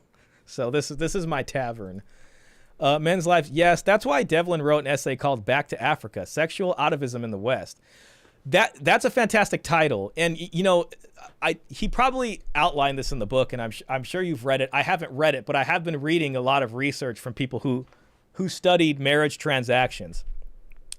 And up until about the 1960s and 1970s, the only parts of the world that were studied when it came to marriage transactions were parts like sub-Saharan Africa, places that were kind of foreign to the West. And sub-Saharan Africa specifically practices the bride price, specifically because of how their economy works. And they also have polygyny, so a man could marry multiple wives. And this kind of thing can happen. So when it says back to Africa, very specifically, the African model is that. And it's kind of where we're at today when you look at dating, in a sense. Women are demanding money. Some of these women are okay with being with the guy that has other women on the side. You know what I mean? It's a very, very interesting thing. So yeah, it is very different from what we were before. And we have pretty much unraveled, I guess you could say. We've gone from a system of high complexity to low complexity when it comes to dating and the way that the dating world actually operates. And this is why it's done a number on marriage. Marriage is frankly done at this point. I hate to say it like that. That's pretty mean. I'm glad Men's Lives is in everything's, shout out to you, man. Shout out. But yeah, for a lot of us, it just ain't the case. I appreciate the kind words, Lena. Thank you. Mr. Pitt says, I view these streams the same way, just hanging out with the guys on Saturday. Yeah, that's how I view it too. There's just something fun about that. It keeps me at home on a Saturday night. People are out here doing donuts in the middle of intersections, and there's all kinds of stuff going on out here that I really don't care to be a part of. Increasingly, marriage is the domain of the affluent and educated. Since 1979, both the middle class and lower class have seen a steady decline in marriage, reaching 66% and 38% respectively by 20. Remember, this is after the welfare system was created. Welfare system's created, birth control is created, and this is what we're getting. 2018. In contrast, marriage in the upper class has held relatively steady, dropping from 82% to 80% over the same time period. They probably got property. You know, maybe they're still getting married with reason instead of folly or for love. And who knows? I mean, it's still bad. You got a lot of these guys at the top still getting screwed. Tyrese Gibson, Brendan Fraser. We'll throw Steven Crowder in there as another mention. So it ain't all good for them. Today, the upper and upper middle classes consistently marry at high rates, defer childbearing until marriage, and divorce less frequently than other groups. College-educated married couples are also about half as likely to get divorced as their less educated counterparts. While causation is not the same thing as correlation, the correlation between socioeconomic level and marriage is strong with this one. There are a number of theories why lower and middle class and non-college educated people are marrying less frequently or They can survive without it. I mean, there's welfare. Getting divorced more often if they do marry. In fact, in my research, I couldn't find any definitive answers because social scientists still aren't sure. Turns out that there are many factors that play into a person's choice to marry. Lower socioeconomic status could mean a potential loss of benefits, as we've already discussed. There it is, the welfare system. Why get married when you can just live on welfare? Literally what we just said. That's why we see men at sexual war with other men, these in which they are trying to get to the top of the heap. Yeah, now you got your Andrew Tate hyper-masculine, be a Bugatti boy, you know what I'm saying, get the private jet, walk around with sunglasses inside. There is a hyper-competition amongst men, frankly. Enforced monogamous marriage fostered male cooperation. That's a fantastic point. That's a fantastic... Yeah, well, and that leads to a more cohesive civilization. You know, at least in that sense. As long as you know what the deal is. You know what I mean? Like, you guys got to be bought into the same deal, frankly. But at this point, it's like there's a revolving door of, like, married today, divorced tomorrow, married, but cheating on you. I mean, in and out, in and out. It's over. It's different. We're all out here doing whatever we want to do. For some people, it's polyamory. For some people, they're going to still try monogamy. It's different. And I'm not saying one way is good or bad, or that these people are good or these people are bad. Really, I'm not. But people are out here just negotiating and parlaying as best they can at this point. We are all flying blind out here. All of us, from especially our millennial and younger and maybe even Gen X, we are all flying blind. You know, we're in the cockpit of the plane and it's foggy outside, and we got our instruments are not working. Men's Life says polygamous societies have serious social pathologies that we're seeing now. Here, you have a higher divorce rate in those types of societies, and that just goes with the territory if you're going to do it that way. And you know, it's interesting too, reading about like European history. With long-term monogamy and stuff like that, it actually increases the age at which people end up getting married, just because it takes time to get the dowry and to be ready for marriage. Marriage license is the woman marrying the state. I mean, and becoming property of the state also, ironically. It seems like the state is using the woman as property and the man is like renting the property from the state, as weird as that is. All right, the high costs of being poor in America, stress, pain, and worry. Let's find a way to blame that on men.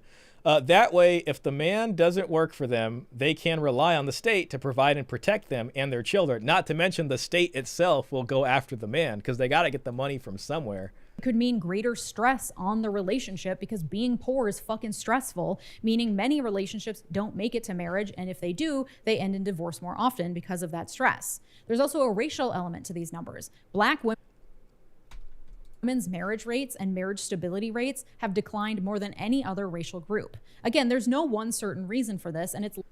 Well, you know, and to be honest, child support and these things like that were really... I think kind of made very harsh in order to be used on the black community. Because prior to that, it was just like people made these systems so bad because they're like, these people on the other side of the railroad tracks, they just can't get it together. And, you know, I will say that there has been unjust things that occurred particular to their community to take the father out of the home. Stephen Baskerville said as much. I think even in my interview with him, I might have seen it somewhere else from him too. But they kind of used the black community as a petri dish in order to test out all this stuff.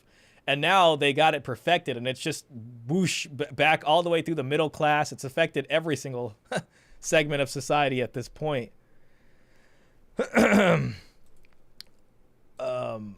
Yo, Caesar Quintana, hey, welcome in. I saw you in the Discord the other day, and I was happy to see you. So thanks for being in there.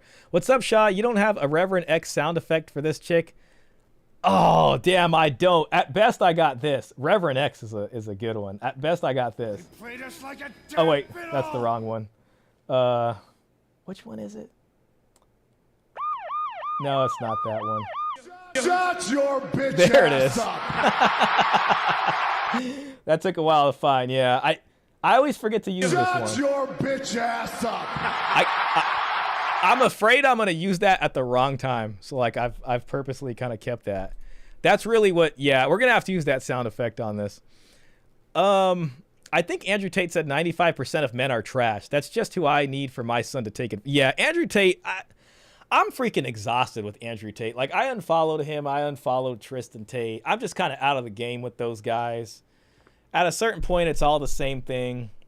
You know, there are things that you can say he did that you can even say were positive. I mean, they got certain things kind of more mainstream scene, but there's also a lot of damage. I mean, a lot of damage, I'd say, happened in the manosphere because of those guys. That guy basically came in, hijacked the place, used it for what it was worth, and then spit it out, and we all look terrible because of whatever the hell this guy's been up to. You know what I mean? So, yeah, that's what happened. I mean, yeah. Likely to do with many factors. For one, interracial relationships, while more socially acceptable now than ever, are still pretty rare, and black men's incarceration rates and poverty rates have steadily increased over the last few decades. Meanwhile, black women's education rates have increased, leading to a disparity in available men. Black men are also twice as likely as black women to marry outside. So why can't you marry the men and then, you know, help take care of the men? You got the money now, just be the provider now. That's what you wanted. Be the provider. Their race. Those overall lower marriage rates are contributing to the trend and are an example of how many different factors have come together to affect the declining marriage rates. This is especially important to acknowledge in light of the fact that conservative policies to fix the declining They are hair disenfranchised. You mean like bald? LOL at the Brookings Institute. marriage rate tend to be very one-dimensional and fail to acknowledge this complex mix of factors. And one additional factor I think may just be the biggest factor contributing to women not wanting to marry men anymore, and that's the whole feminism thing. Now that women have There you go. All right, we're getting somewhere. freedom, they no longer need Now that women have freedom, like, damn, you know what I mean? Like, they make it look like all the guys were just living it up back then. You know what I mean? As if, like, men weren't slaves and things like that. It's just like, oh, all women were slaves. It's so wild. men to exist. And so men have to have actual personalities now and can't just expect women to want them for the mere sake of being. And like, what does she mean by personality? You know what I mean? I like your take that women belong to the state and that a man only rents her. She always has the option of pleading to her real master if the man displeases her. Exactly. Yeah. And, you know, once that happens, there's nothing you can do. Most men are good men, unlike women. Men are hair typo. Okay. Black community first test run for feminist revolution. That's really what it was. I mean, they were used as a petri dish. And then once they perfected taking the black father out of the home, they exported that to everybody else. Men. Old-timey marriage laws benefited men because they didn't have to be likable or interesting. Having all the power. And it's like, how do they benefit men right now? I mean, she said some things earlier. So there's a 12% less risk of cancer, apparently. Made that unnecessary. And who are the men who want to go back to a time when they didn't All right, need here to comes be JD likable Vance. or We've have been a good waiting for this. personality? Conservative men. And Where's Klaus? Klaus says personality equals wallet. Exactly. She has a personality. Oh, God. conservative men tend to go to college less often than liberal men. So the liberal men are going to college and meeting similarly college-educated women. Some of the men are developing actual personalities, and so the higher-educated, upper-class couples are tending to marry more frequently than lower and middle-class folks, where a lot of the conservative men like to scuttle around. And women are going to college at higher rates than men now, leaving even fewer eligible men with actual personalities. Yo, is she right? Let me make this another poll. Start poll. Oh, I think I got to close this poll. Damn it. Yeah, we got a 60% that she derailed the stream. Well, you know, maybe I can get her figured out, and we'll have the cat in here. I'll even have a cat cam someday. Are liberal men outperforming conservative men with women? Dun dun dun. Okay, you know, it's funny too, because like a lot of times when you ask women, a lot of even liberal women will say conservative men are more attractive. I could be wrong here, but it seems that way.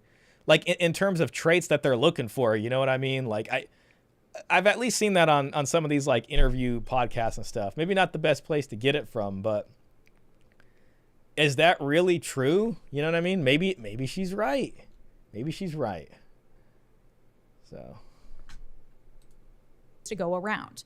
And that's not to say that there aren't conservative married men in the upper strata, of course. J.D. Vance went to Yale and has the personality of an underdeveloped AI chatbot, and he managed to find a woman to marry. There's an exception to every rule.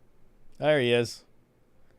Yep, there he is. That's also not to say that men without college degrees or in lower socioeconomic strata can't have great personalities and be perfectly marriageable. That is not what I am saying. Okay, I'm glad she clarified that, because it did sound a little bit like that's what she was saying. She talks in monotone. I think I'd rather listen to your cat. I agree. But there's something going on in the middle and lower classes that's pushing those marriage rates ever lower. And while part of it is due to how the welfare system disincentivizes marriage, along with many other interacting reasons that I've already mentioned. The welfare system very much disincentivizes marriage. And not only does the welfare system disincentivize marriage, it also incentivizes divorce, right? Because I believe Steve was the one who said it, but it's just like she can appeal to her master, her true master, the state. If she's not happy in the marriage, she can just leave, no fault divorce, and then go live on welfare. And then bam, the child support office gets a service request from the welfare, and we're calling you up now, even though you're still going through a divorce with this woman, and we're like, hey, we need to get child support from you now, immediately. I don't care about your legal expenses. I don't care if you're still paying for this place or that place. I don't care if you're still paying for car insurance. You owe us this much money. And then that's just how it goes. About your comment on black families, do you know of the Moynihan report? That was the alternative to the modern welfare system, and it was a great idea that was dismissed. I don't know about that. That sounds really interesting. Let me just put that in one of my internet tabs so I can look at it later, so I don't forget. Moynihan report.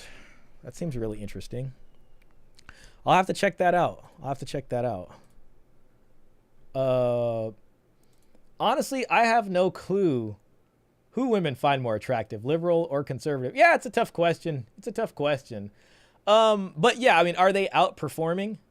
Maybe they are outperforming. I don't know, but I don't know. I don't buy that exactly.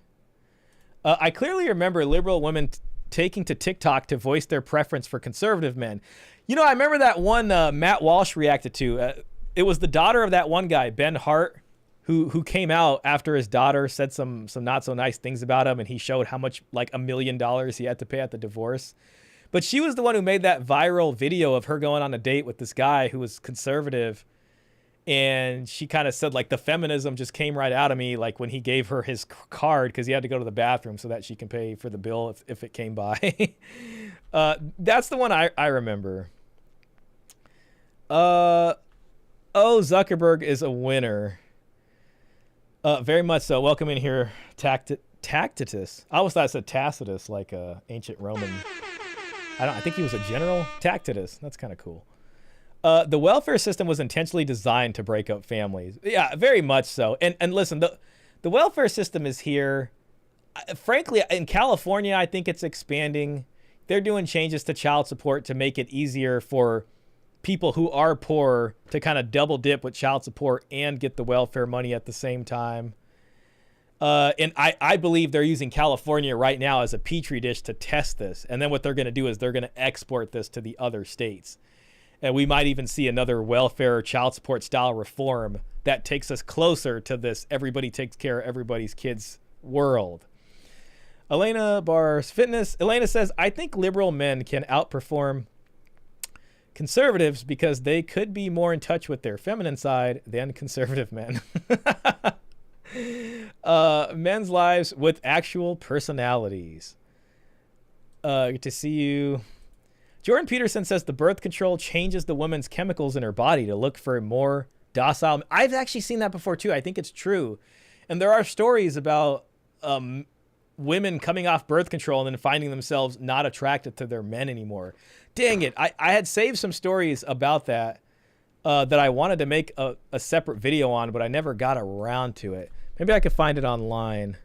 Not attracted to husband after stopping birth control. I think this was like a Reddit post. Time Magazine, Sex on the Pill, How Birth Control Affects Attraction. That's from Time Magazine. Let's see what we can get here.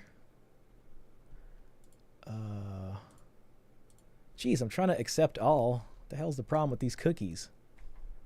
What in the high hell? All right, it's not letting me do it. Let's see what this says. Your birth control pill could affect your relationship, and not just because it halts baby making.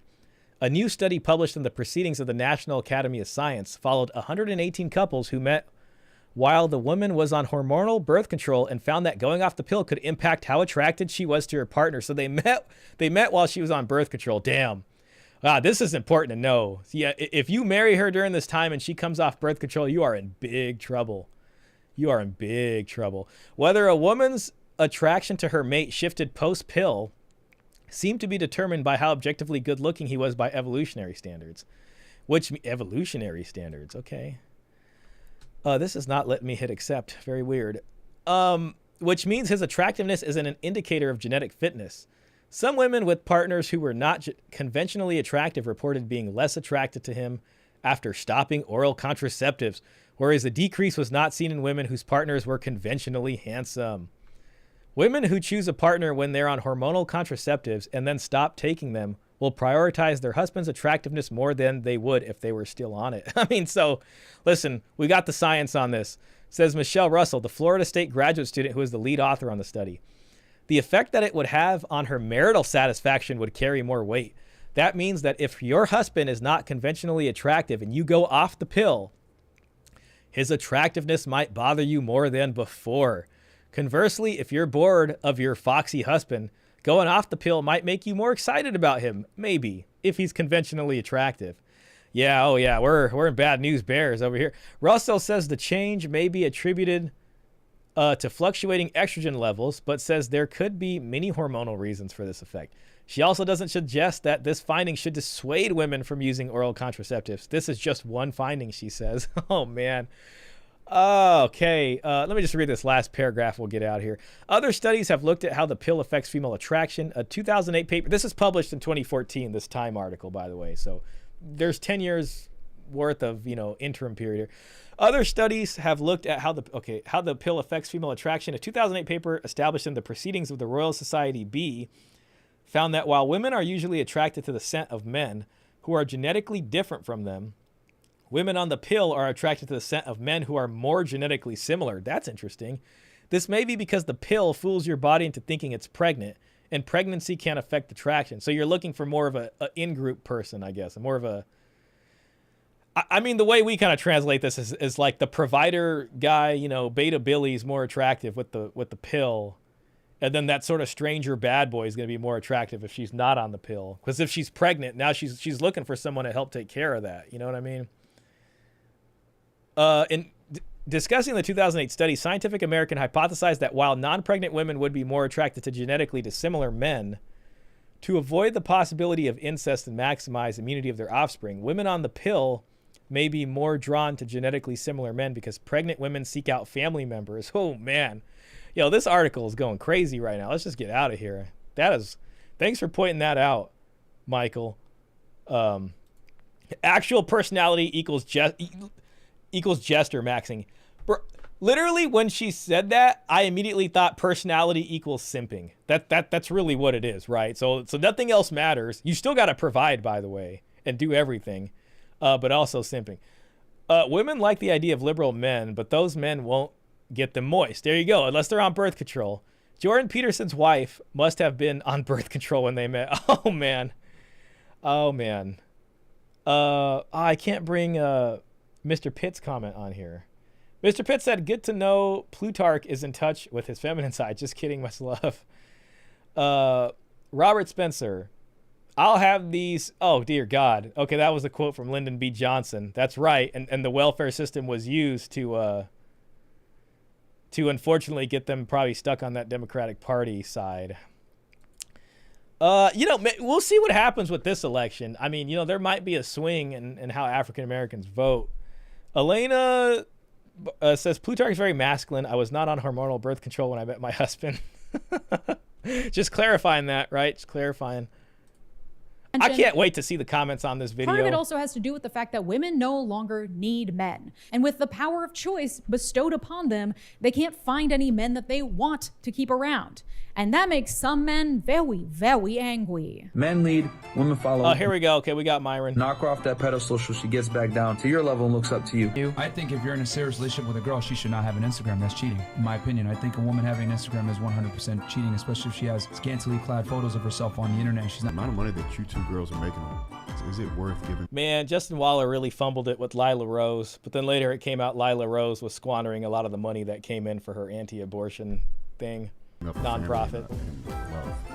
Because any man that is worth his salt that you would even be attracted to wouldn't put up with it. I can tell you right now. And you, my dear, are... This is the same guy that tells you to be the provider and everything. He's Tradcon 2.0. We know that. Trevor, thank you so much for the donation. Let me give you some American money. American money. We got money coming in.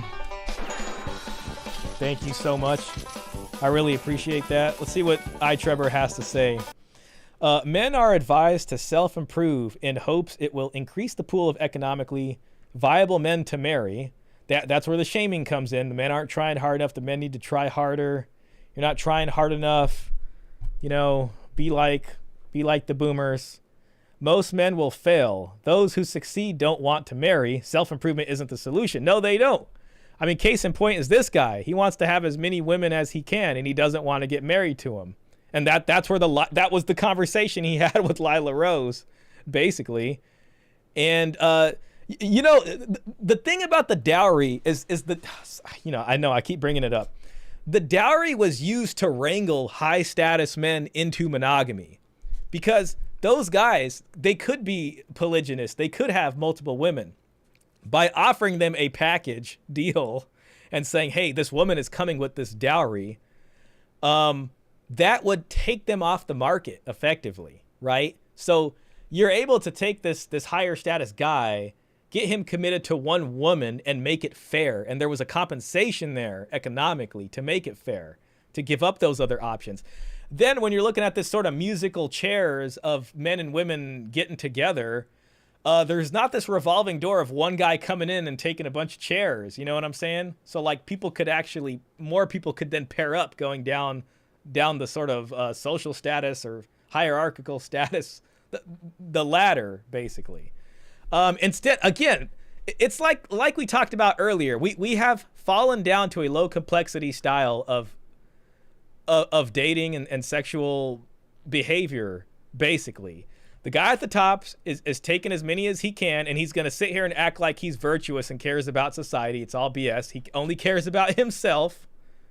And then, there's just a bunch of people left out at the bottom, and that's where we're at. The women are getting played. Some men are getting a bunch of action. Some aren't. Everybody's unhappy. I mean, and it's just where we're at. Either this is what happens when you live in a gray area society. 1 foot in and 1 foot out. That's what we're all doing out here. Men are sacrificing a lot when they commit to one woman. They absolutely are, especially for a lifetime. Women are not pressured to stay at home and raise the children in society. Now the church is not pressuring women to stay at home. The church is the pushback against society. Now the church is lost. I think the church has a tough position to be in, right? Because it's like, listen, Michael, when you say that kind of stuff, or even when these like fresh and fit people say that kind of stuff, you are labeled as a male supremacist, right? Like guys like Paul Elam. I mean, I think if you look up the Wikipedia page of MGTOW, men going their own way. Hey, look, MGTOW also stands for maximum gross takeoff weight, a weight limit for aircraft. Well, that's our aviation fact for the day. Men going their own way is an anti-feminist, misogynistic, mostly online community advocating for men to separate themselves. It also says male supremacist ideology right here. See that? So it's like, if the church would advocate for those things like in earnest, they would be labeled as a male supremacist organization, and that would cut the church at its feet. So it's like the church is in this position where they really can't say that. Like, and I wonder if that really is the part of the reason that they don't. I don't see how they could say that. It's like, oh, you're a male, that's a male supremacist organization. That's what's coming after that. Lena says, I love the dowry concept. It makes total sense. Yes, when you read this, it makes total sense. It really does. It blew my mind, frankly. And I can't wait to talk to Paul about it. It's going to be a fun conversation. A depreciating asset. You can separate, but you can't actually divorce. That's not a real thing. Even though it might be like physically abusive. You gotta endure. People are. Oh God, this was the Endure fiasco. This guy got destroyed by the Destiny community. Are just, I mean, just so everybody remembers, right? Nobody knows what the hell they're doing right now. The Tradcons can't figure it out. Most of the normal people can't figure it out. The polyamory, open marriage people can't figure it out. These two are divorced. The entire damn line of spectrum is just, they can't figure it out. Nobody's can figure it out. This lady who's talking in this video right now that we're watching is just getting married now. So, I mean, I can't say she's got it figured out because she's not married yet, and we'll see how long that lasts. You know, God bless her. Maybe it'll last a long time. But you know what I mean. Look, people nowadays are just pussy. Everybody quits. Everybody gives up. Yo, this guy is dressed exactly like Spike Spiegel from Cowboy Bebop. And I think it's on purpose. I don't know. This is a little too... Let me pull this up. Spike Spiegel. And I've always thought that. Even back when I saw that clip, like when that was new. I mean, let me just pull up an adequate photo. Come on, give me the whole photo. All right, whatever. I'm just going to have to deal with it. Oh, shit, right here. Oh, it's a GIF. Damn it. Just a second. He's coming up real soon. I'm just looking for a... He's dressed the same in all of them, but I'm just looking for a good picture. Right here. We found the picture. Right here. Does this guy not... Are they not dressed the same? Look at the color of the shirt. Look at the tie. Look at the color of the blazer. And then now look at this guy. Tie... That same sort of custard colored shirt with the exact same blue blazer.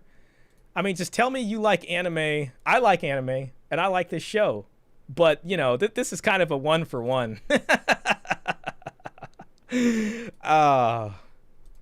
How many 65-year-old women do we have to hear saying that I marched with the feminist movement? Here we go. And I bought into the fact that men are the enemy. I've never been married. I'm alone and I'm miserable, and I wish I would have never bought into that philosophy. And so while they're all... All right, yeah, so we got PBD.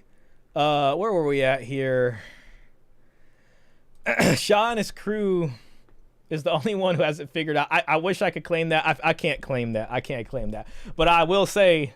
I do suspect that, you know, a dowry style understanding might help us figure out marriage again.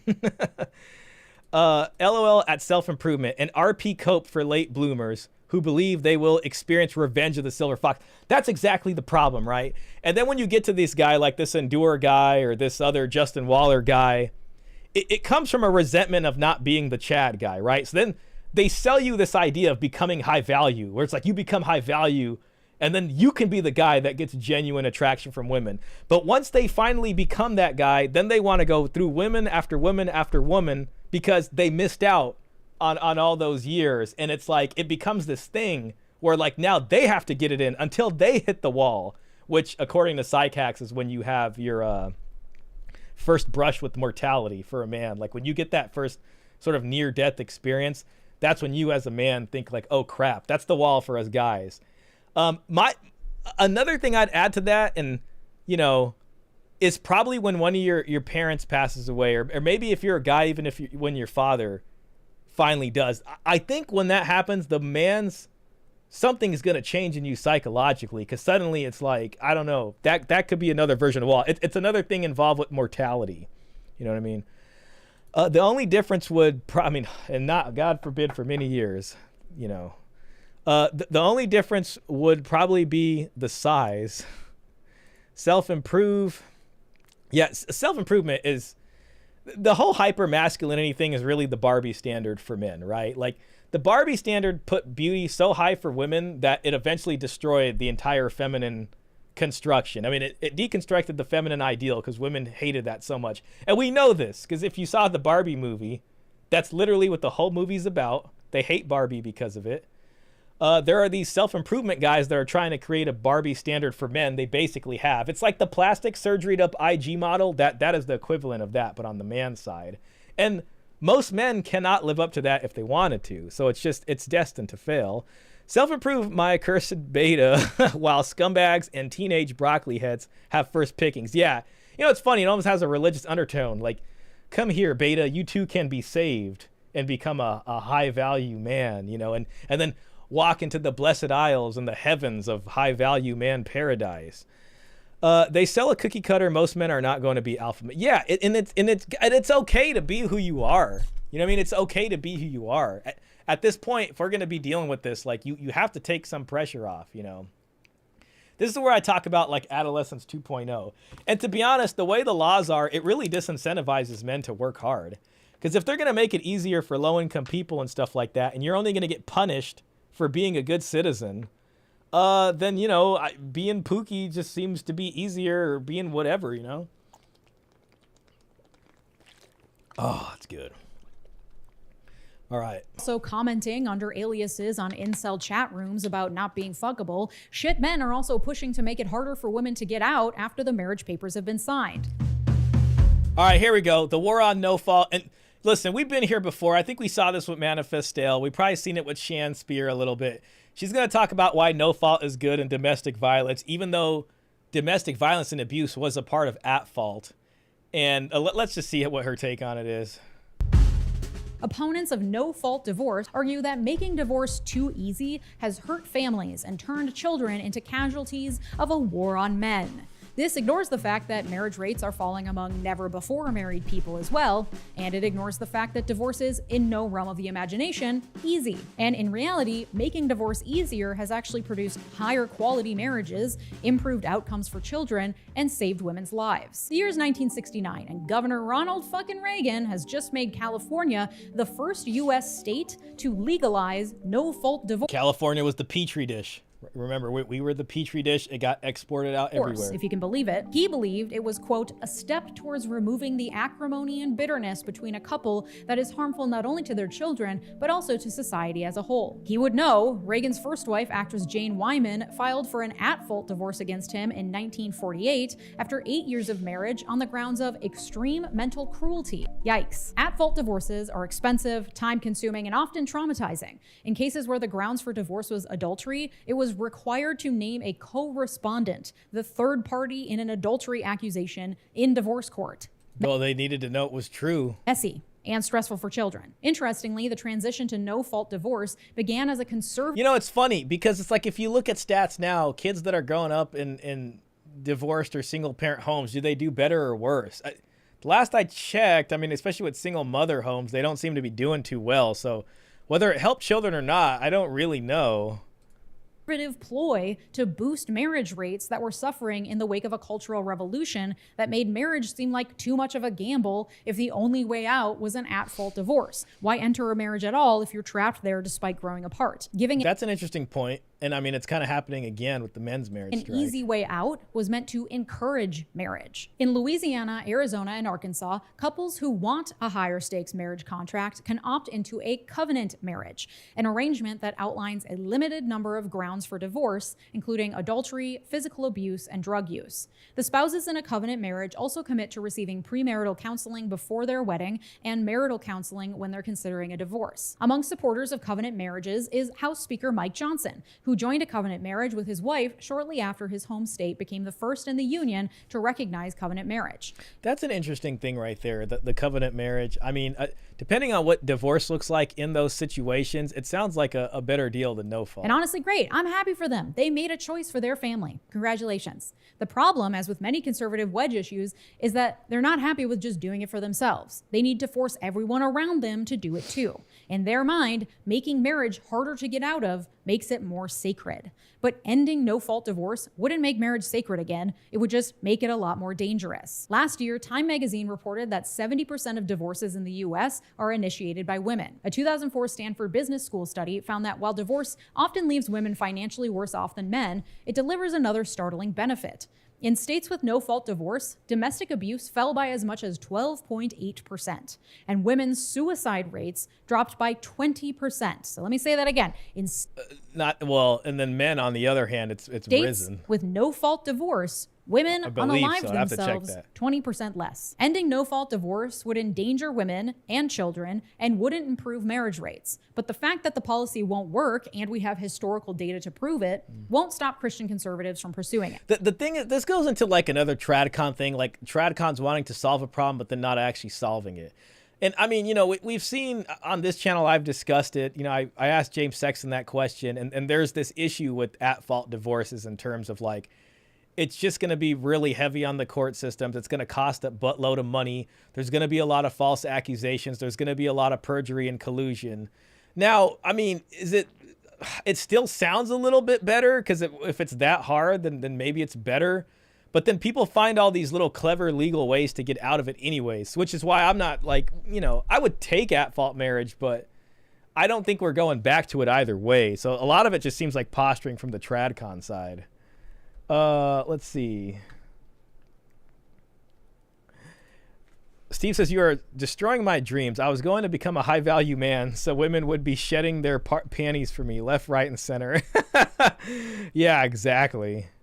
And listen, I can't give dating advice. I don't do it. I just have whatever my own personal experiences are. But listen, you don't have to be high value to get to get a girlfriend or to get a woman. I mean, to be honest, like you need like 4 wheels, a car that works, like a base minimum job that's like good enough, and like a place. It doesn't even have to be your place. It can be like a key to a friend's place and they're like never home. And yeah, I mean, you're gonna find somebody and it's gonna work good enough. You know what I mean? So you don't have to sit here and have all these things that they're making it sound like.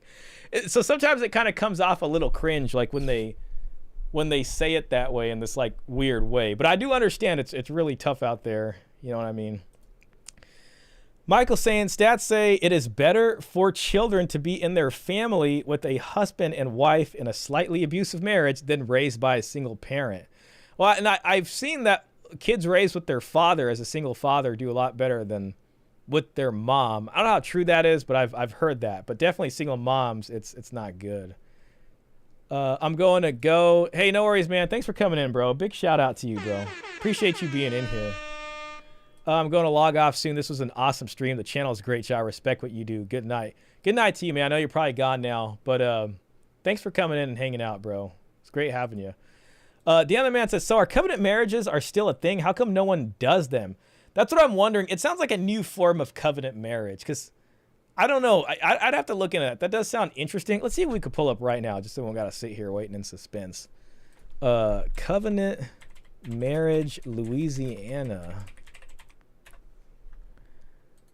Let's see. Louisiana. What is covenant marriage? A covenant marriage is a marriage entered into by one male and one female who understand and agree that the marriage between them is a lifelong relationship. Parties to a covenant marriage have received counseling emphasizing the nature and purposes of marriage and the responsibilities thereto. And she kind of described that in the video. It sounds like the divorce aspect is a little bit different. Okay, here we go. There's going to be a lot of stuff. There's going to be a lot of text. It's not going to look pretty. The couple who chooses to enter, this is Louisiana.gov. The couple who chooses to enter into a covenant marriage agrees to be bound by 2 significant provisions on obtaining a divorce or separation. So this makes divorce harder. These stipulations do not apply to other married couples in Louisiana. Okay, unless they specifically went into covenant marriage. The couple legally agrees to seek marital counseling if problems develop during the marriage, and the couple can seek a divorce or legal separation for limited reasons only, as explained herein. So there's a declaration of intent, a marriage agreement to live together as husband and wife forever. The parties have chosen each other carefully and disclosed to each other everything which could adversely affect the decision to marry. Okay, so if you don't do this part right, this could lead to a divorce if she finds out that, like, you got a huge gambling addiction 5 years into this. The parties have received premarital counseling. A commitment that if the parties experience marital difficulties, they agree to make all reasonable efforts to preserve their marriage, including marital counseling. It sounds like what marriage used to be so far. The couple also must obtain premarital counseling from a priest, minister, rabbi, or similar clergyman of any religious sect, or from a professional marriage counselor. Then you got an affidavit and attestation, the profound implications of covenant marriage, the commitment to marriage is for life, obligation of the couple to seek marital counseling, problems arise in their marriage, that they have received the informational pamphlet published by the Attorney General entitled Covenant Marriage. Hey, look, good for Louisiana for trying this. Now here, okay, so this is interesting. So now we're going to find out what constitutes divorce and legal separation. I kind of like this. In order to obtain a legal separation, which is not a divorce and therefore it does not end the marriage, a party to a covenant marriage must first obtain counseling and then must prove adultery by the other spouse, okay? Commission of a felony by the other spouse and sentence of imprisonment at hard labor or death. Physical or sexual abuse of the spouse or of a child of either spouse. The spouses have lived separate and apart for 2 years. That's abandonment. Habitual intemperance. For example, alcohol or drug use, cruel treatment, or severe ill treatment by the other spouse. This sounds like traditional at-fault divorce. Divorce in covenant marriage. Okay, yeah, so this is kind of the same thing. Abandonment by the other spouse for 1 year. Physical or sexual abuse. Lived apart for 2 years. Adultery. That's interesting. I mean, that's basically an at-fault. Listen, I mean, if that's, they should make that an option in all states. They should have your regular no-fault style divorce. They should have a covenant marriage style. And listen, if you're going to get married, you should be able to, I don't know, like, hey, listen, like, I'll only get married if it's a covenant style marriage. Like, and our state offers that. So if you don't want to do covenant style, then it just isn't for me. I'm not going to do the no-fault thing, but that's pretty interesting. I'm going a lot. Yes. Let's see. I'm a fan of the libertarian solution. As for Mr. Pitt, remove the government from marriage entirely. The titles of husband and wife would go the way of boyfriend and girlfriend. I mean, I would agree with that too. I'd love to have the state not involved. If anything, I mean, it's a contract that's there at the start of the marriage. And, you know, traditionally, it really was between two families. And it's like, if you did something to kind of renege on that contract, you were going to have to worry about literally starting a feud between families, because now you have affected the entire kin group, you know, and that can be an issue. That's what it used to rely on. So long as the people claim to be in a relationship, they are. Once they say they've broken up, they're broken up. Yeah, I do like the libertarian thing, and this is different from the Tradcon thing, right? Because like even this covenant marriage thing, this is very specifically, you know, that's like regular at-fault divorce. I wouldn't be against the libertarian solution. The problem comes at what happens with the property and what happens with children, right? So that's where the tough part comes in. The way she was describing covenant marriage just sounds like at-fault divorce. Yeah, it is. That from what we read, that's what it sounds like, and she hates that. But it's like, how is that not fair? You know what I mean? She's going to rely on that statistic about women self-deleting and women stuck in these marriages. But it's like, listen, do not sign for a lifetime commitment if that's not for you. You got to be honest with yourself. And it sounds like they're counseling people. They're making people go to these sort of counseling sessions, attestations, affidavits. You know what I mean? They got all this stuff. They want to be able to walk out whenever they want to walk out. The problem comes, I could live with that, but the problem comes in when they also want you to pay for everything and invest in everything. That is the one thing we have not heard from her in this entire video. Are women contributing financially to the marriage in a way that's equal? Steve Sandman, Bob Dylan, covenant woman got a contract with the Lord. Oh God, let's see. Way up yonder, great will be her reward. Covenant woman shining like a morning star. Oh, okay, Bob Dylan. I know I can trust you to stay where you are. It's a nice lyric there. North Dakota still has fault divorce in addition to no fault. I think North Carolina might have it too. I can't remember which one of those. But you are still railroaded into no fault if the woman wants it. I see. Those who did choose the covenant option indeed proved less likely to divorce. They divorced at a rate of less than half than of their counterparts in conventional marriage. Yeah, I mean, because it takes a little bit of activation energy to actually get the divorce. You have to prove that the other person did something against the contract. It makes marriage actually a contract again. Good for them. Good that they have that in there. You know, they found a way. It's like they got at-fault divorce, but they called it something else, covenant marriage. Good for them, honestly. Every state should have that. And people should be able to choose whether or not they want the no-fault style divorce, or not the no-fault style divorce, the no-fault style marriage. If two people want to agree to that deal, they should have the freedom to. If two people want to agree to covenant marriage, they should have the freedom to. And that should be available in every state. And when a divorce or something comes up with those two different kinds of marriages, they should be handled differently because it's a different kind of contract at that point. Got a job, check. Got my own place, check. My autism makes driving mentally taxing, so I plan to use public transport for the foreseeable future. Damn, I'm doomed to ever have a girlfriend. I hear what you're saying, man. Shout out to you. Shout out to you. I think the ladies are all over you, man. You could still figure it out. I promise you can. I promise you can. Steve Sandman says, it is amazing that obstacles to divorce reduce the divorce rate. Exactly. And she's saying that's going to be worse for the kids, but I don't know if I buy that, to be honest. I think that's probably better for the kids.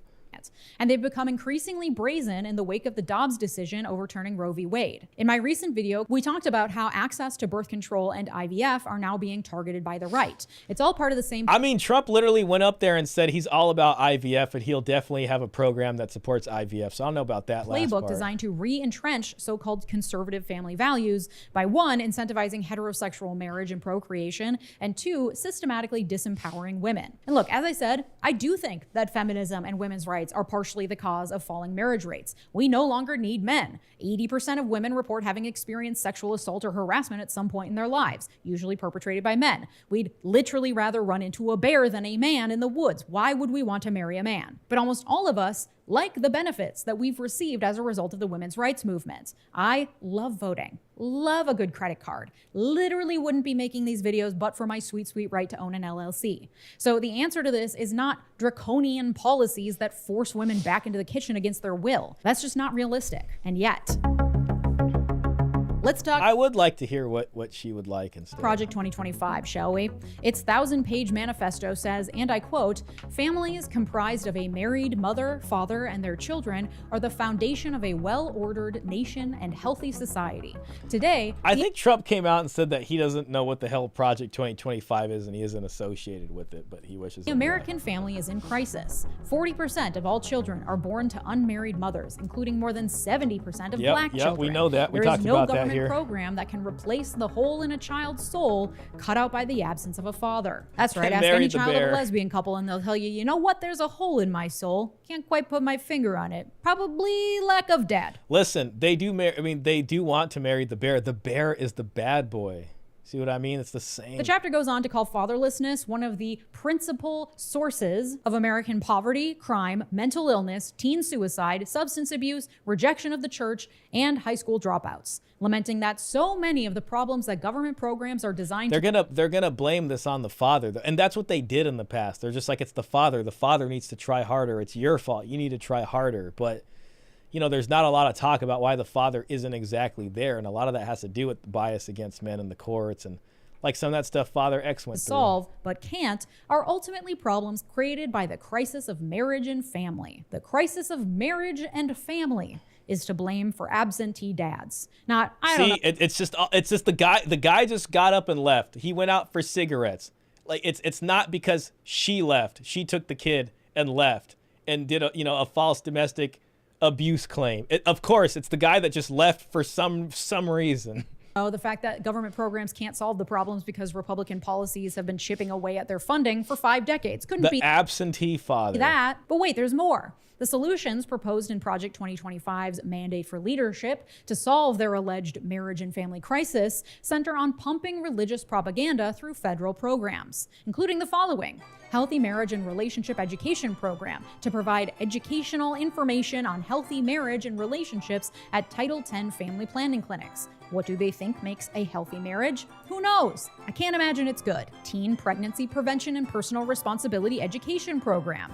Abstinence propaganda with a heavy dose of family values. The Child Welfare Provider Inclusion Act, which ensures that providers and organizations cannot be subjected to discrimination for providing adoption and foster care services based on their beliefs about marriage. Meaning adoption and foster care services. You know, it's like, this kind of goes into what kind of annoys me about Tradcons too. It's just like, the unfortunate thing, like, and I'll be honest, like, if they're going to make this more fair, I'm looking more to at least make divorce more fair for men. Tradcons won't hear that because they don't want divorce to happen at all, right? So for them, it's like trying to go back and do these other things. And essentially, I don't want to disagree with her, like, but she's kind of like, she's accurate here when she says it's about imposing their values onto others, which would be different from like the sort of libertarian schema of things. I would just like to see divorce at least reworked to where it makes sense for the man also, if men are going to get married. But, you know, a Tradcon is not concerned with that at all. They don't care because they don't want to make it easier for men to get divorced. To them, that just ruins marriage even more for them. So, you know, but the problem is they're never going to win these people back. It's like, I don't want to say what the Tradcons are doing is entirely wrong, but it's wrong to me because they're never going to get these people back on their side. So they have to at least try to make it fair, but they refuse to do that because they're trying to get these people back into a traditional role, which it just isn't going to happen. You know what I mean? Feminists say dads are absent, but they are the ones that divorce them. Yeah, I mean, and she said as much in the video, 80% of the time. Great show today, Shaw. Thank you so much. I have to go take care of everyone. Hey, thanks for coming in. I appreciate you. We'll make something happen soon here when I get back. But I appreciate you being here. I can't wait to see the comments on this. Services can discriminate based on marriage. No marriage, gay marriage, anything that doesn't align with one very specific view of what makes a good family. They also propose a range of fatherhood training courses, mentorship programs, and propaganda campaigns as part of a family values and pro-marriage approach to public health, as though the reason for absentee fathers is a lack of Christian parenting classes and not because of, I don't know, a dramatic increase in wealth inequality, mass incarceration, and a lack of social services leading to I look forward to Shaw joining Elena on Saturday morning after Shaw returns from gallivanting to the other side of the world. Thank you. I look forward to it too. We're going to make it happen. Increased childhood poverty, which is a direct indicator of later in life addiction and criminal activity, both of which make it hard to be a particularly present parent, you know? But I'm just spitballing. While conservatives try their best to teleport us back to 1950, there is here's the alternative. Maybe she can make the case, guys, and like it'll sound better than what the conservatives are. So she's putting out an alternative. A real problem to be solved. Low marriage and birth rates can lead to population collapse, fewer people to work in key industries and pay into programs like Social Security. We're already starting to see the consequences of decreasing birth rates and how our families operate. In 2010, there were more than 7 family members available to care for each person over the age of 80. By 2030, there will only be 4. Countries have tried raising their birth rates through incentives like paid family leave, daycare, and tax bonuses, and restrictions like cutting down on abortion and contraception, but nothing has proven to be the magic bullet. We can look to South Korea for an example of a society that seems hopelessly oppositional. In 2022, the current president was elected on an anti-feminist platform, appealing to the 80% of young South Korean men who say they're discriminated against by women like those behind the 4B movement, which promotes abstinence, no marriage, no babies, no dating, and no sex, in protest of the exceptionally sexist cultural norms in the country. This extreme division has contributed to South Korea's total fertility rate plummeting to one of the lowest in the world, with the average woman now having just 0.7 children. As with trying to find an answer to why we have plummeting marriage rates, there is no one clear answer to why we have lowering birth rates either. Obviously, the two are connected, but it's mostly as a result of industrialization. It seems like a lot of countries that are industrialized are having that issue. Cost, probably first and foremost. Deanna says everything to her is just propaganda. Couples choosing to marry are choosing not to have children at higher rates. Anecdotally, my choice to not have children is deeply personal. I think I would genuinely... Okay, so she's not going to have... So, hold on a second. Is she never having kids? Only just have a bad time. But it's also practical. I would have far higher financial anxiety knowing that I have a human to care for and limited social safety nets if something bad happens. Childcare is astronomically expensive. Sending a child to school means accepting that they could be shot as just a fact of. Yeah, I mean, so we mentioned the financial aspect. You know what I'm gonna do? I'm gonna ask you guys another question. Let's end poll on this one. Start poll.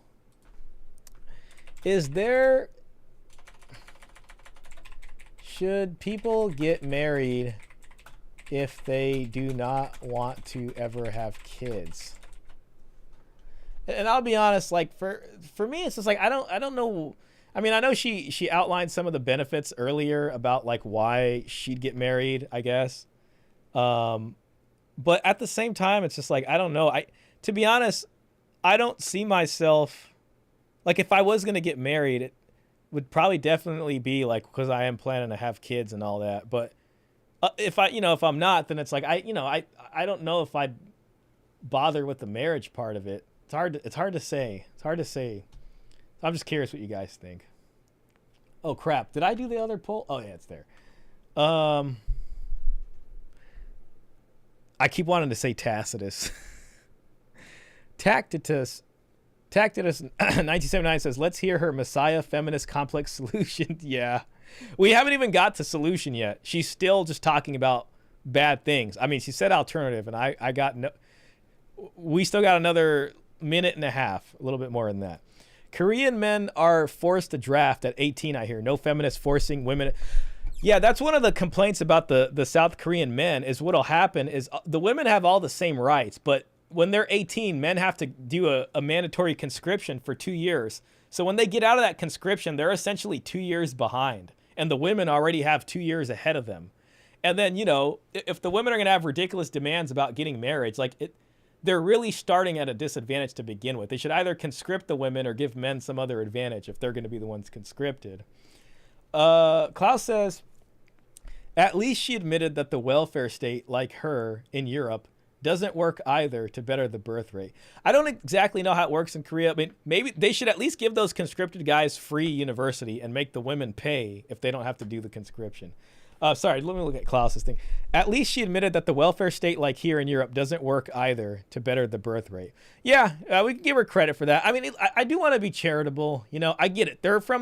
They are in their own reality tunnel. That's some Robert Anton Wilson. He wrote a book called Prometheus Rising, and people are in their own caves and their own, reality tunnels. And, sometimes people from either side say things that make sense. And it's important to try to hear both sides, Michael's saying biblical marriage is the only way to go. Men are leaders and women are to be submissive. Women are not allowed to divorce according to the Bible. See, Michael, you got the tough part there is like you're looking at a woman like that made this kind of video. And a lot of women out there, hell, maybe the majority of women, they even a lot of women who had professed to be Christian, frankly, push back against that. You know what I mean? And so that's making that a reality is I don't know how likely that's going to be again. Robert Spencer, kids are awesome, but I don't think that's the only reason to get married. Well, that's a good point. So far, we got 50-50 on the poll. So I could see what you're saying. I just feel like when it comes to love or something like that, like, I don't know. I feel like as long as we're together and spending time with each other, I mean, that love can exist there. You know what I mean? So I don't know. I don't know if that's really what pushes me over into the marriage thing. And the thing is it's like, if it's going to be for property, well, if you're not passing the property on, then, I mean, you could just have a separate will to whoever you're going to give that property to, or sell it or give it to charity. I mean, so that's kind of I don't know. It just doesn't work. I don't know. It's weird. Of life. I'm skeptical that we'll have a livable planet 100 years from now. And if I lived in a state with strict abortion laws, just getting pregnant is more life-threatening than ever, when doctors have to wait for your miscarriage or ectopic pregnancy to become septic before they can even try to save you. All of the policies that conservatives hold dear, supporting big coal and oil, increased abortion restrictions, decreased spending on... And I mean, I could see doing like like a religious ceremony marriage without the state if you guys want to be married, but if you're not gonna, I don't know. I'm trying to be convinced of it, Robert. Public programs, all of it disincentivizes procreation. And shitty conservative men are also partially to blame for why women don't want anything to do with marriage and birth to begin with. So honestly, I don't know the answer other than trying to raise better men, but I do know that we have to do better than what the conservatives have planned. So, okay, well, she doesn't know the answer. She doesn't have a solution, and it all goes back to raising better men. It's the men's fault. The men need to try harder. And I mean, that's pretty much where we're at. I thought we were going to get something from this. I thought there was going to be like, wow, okay, this is why you as a guy should vote Democrat, should be a progressive liberal. This is how it's going to help you. And instead we got, I don't know the answer. At least she was honest about it. I can give her a little bit of a shout out for that.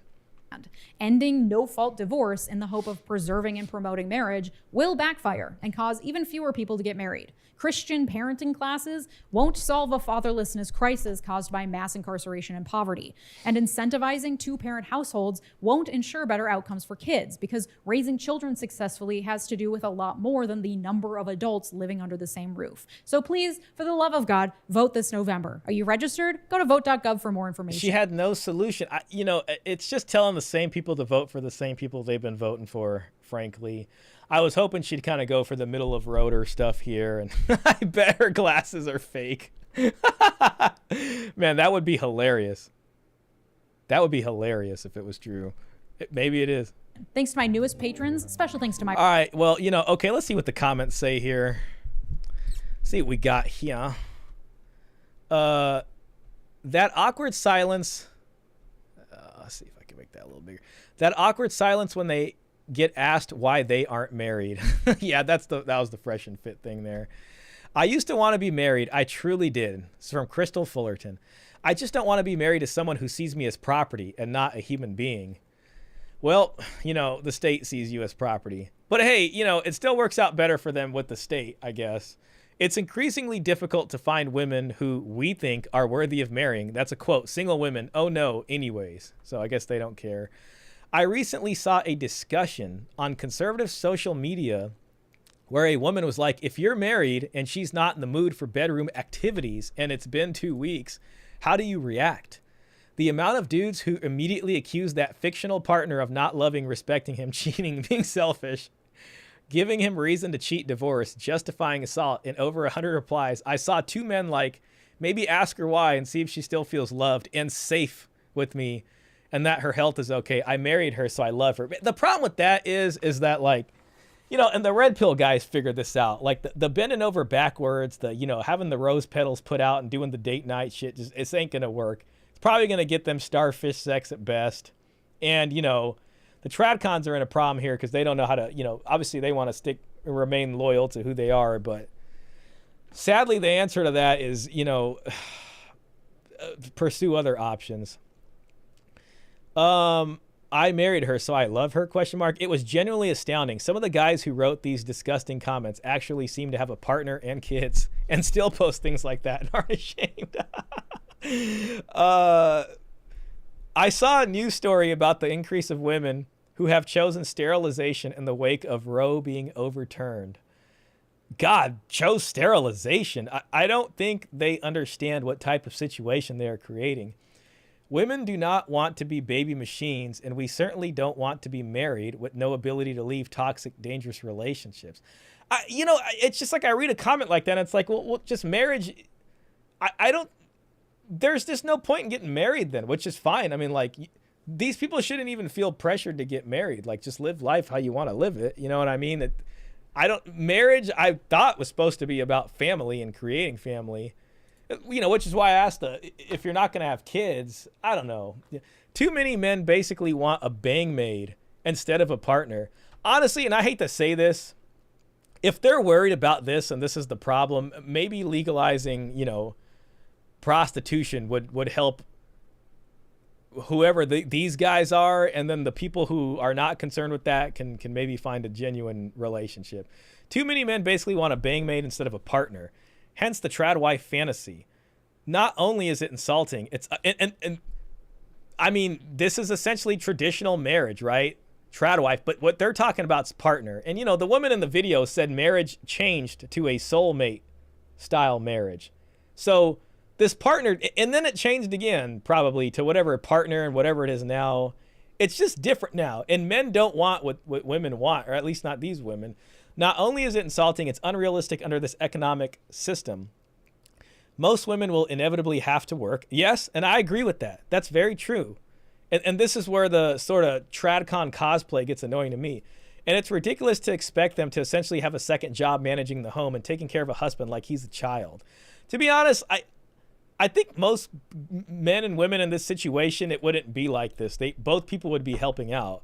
Men skated on this stuff for a long time, but things change, and that's what always causes conservatives to throw a giant hissy fit. Adapt or get left behind, gentlemen, and I say this as a man. Let's see here. Let's go back on the comments.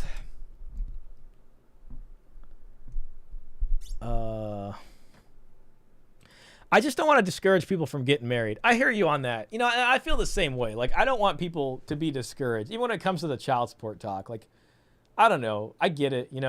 People are over here and you're living this life, and it's harder than ever for a lot of people, I think, for everybody to find meaning in their life. And that's really the tough part about life now. So a lot of people, used to do that through family. And, I get it. It's supposed to be a joyful thing. Dan the Man, there are so many Tradcon women in my family who do not want the religious marriage.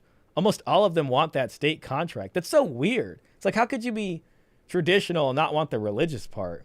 But that's really interesting to hear, Dan, honestly, coming from Tradcon women. That's not going to happen. Calling the men to step up. Too many guys got the memo now. Yeah, this is MGTOW. This is the marriage strike. And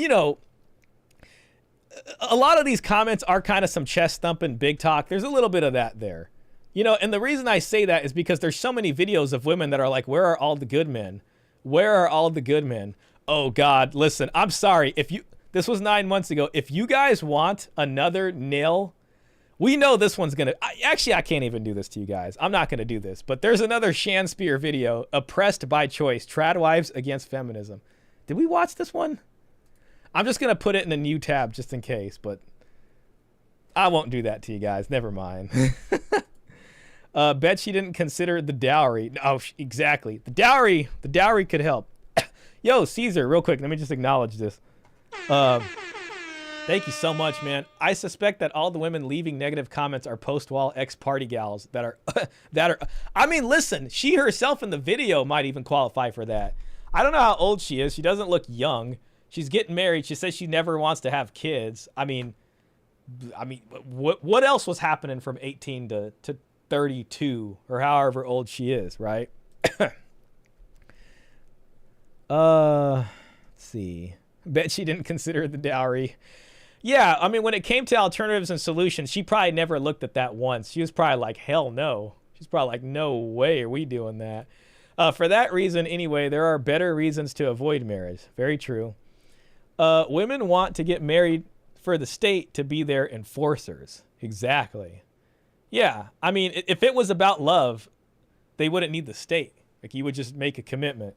But instead, they need the state. It would be a spiritual thing. Dan the Man, the marriage system right now doesn't match the Tradcon's view of marriage. So I have no idea why they say Tradcons are ruining the marriage problem. That's a good point. That's a good point, too. I think for her, it's just mostly about the solutions Tradcons put forward to her seem like, going back in time, going to a time where, women didn't have the rights they have now. So when she says Tradcons are ruining marriage or conservatives are, I think she's maybe trying to say they're making it worse, or whatever they think's going to fix it isn't going to fix it. But that's true. I mean, and a lot of this is just the welfare system and how the welfare system interfaces with marriage and child support and all these other family laws. It's really one and the same.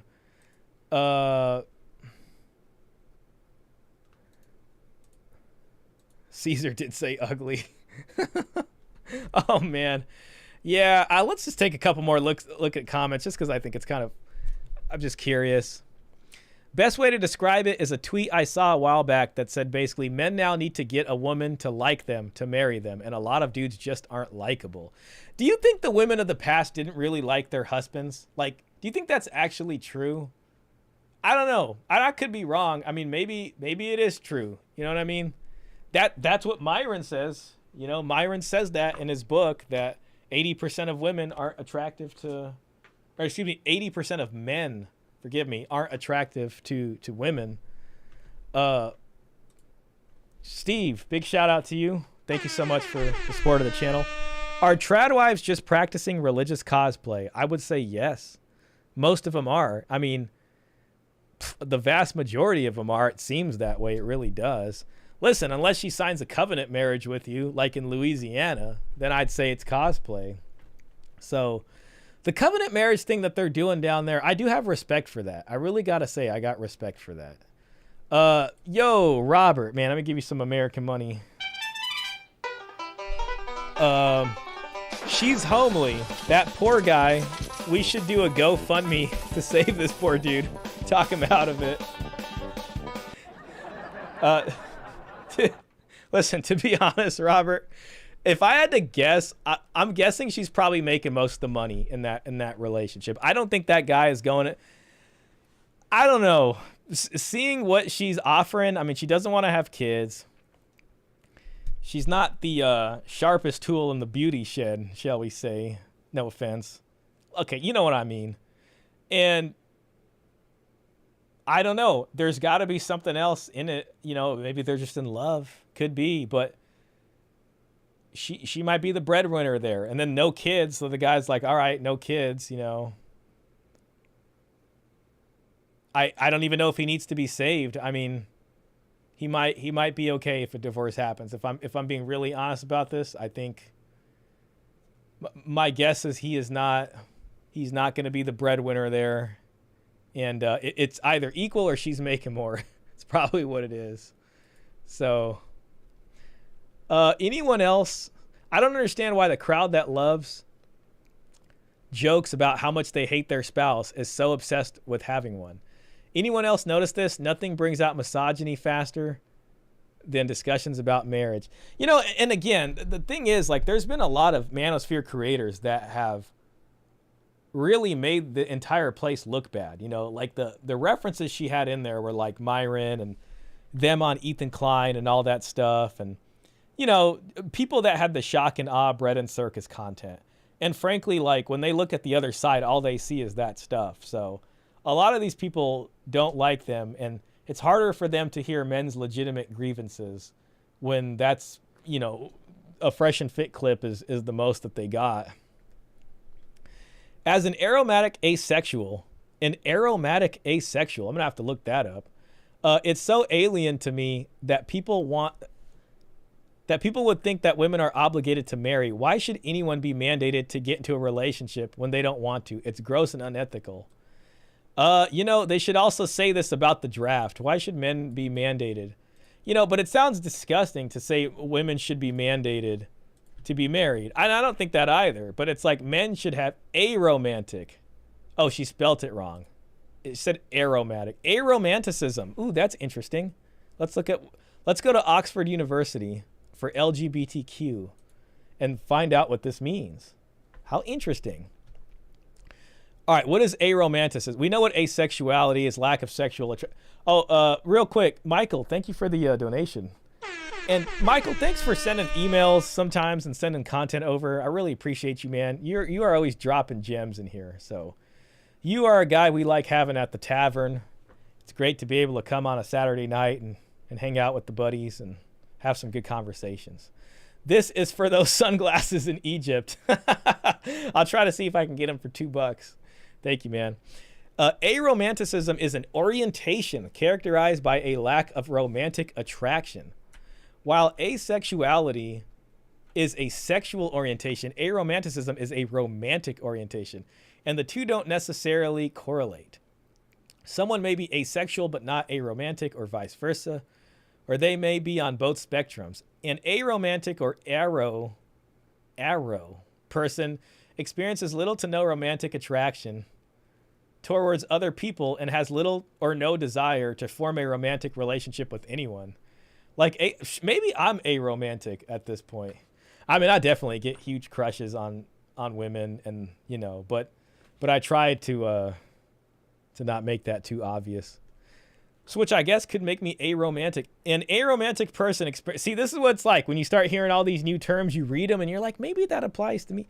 An aromantic person experiences little to no romantic attraction towards other people and has little or no desire to form a romantic relationship with anyone. Like asexuality, aromanticism is a spectrum which includes gray romanticism and gray. I think we figured it out. I've been alive for 52 years, so it's an older woman. I have yet to hear a 65-year-old woman say that she marched with the feminist movement and regretted it. That's interesting. I actually don't know any women 65 or older who have issues with feminism. What I do have are a number of female friends over the age of 70 who are widowed and who have no plans to ever live with or marry another man. Of course, there are fewer men around at the age of 70, but I have yet to encounter a lot of women who are in a hurry to get remarried after rearing children. Well, this kind of goes into being the caretaker for their own parents and their husband's parents, and finally being the primary caretaker for their ailing husbands. I'm not seeing a great deal of buyer's remorse for feminism, and I'm pretty freaking old. That's interesting. What do you guys make of that? Legitimate grape. Remember when Missouri politician that said that a woman couldn't get pregnant if it was legitimate grape? Well, now Leeja has explained it. Married women consented by their consent to be married. Anyway, that is horrible. Well, I think that's pretty much it for that video. Mr. Pitt says like the video. Yes, please like the video. Smelly dude at the... Anyways, yeah, so that's where we're at. Whew, we made it, guys. That took longer than I thought it was, so I don't think it's worth getting into another video. We're kind of making it a long way. Ooh, Leeja Miller did another video. Why do conservatives hate feminism? Interesting. Anyways, it's been fun, man. I appreciate you guys being in here. I'm looking forward to Tuesday. Hoping to have a good conversation with Paul.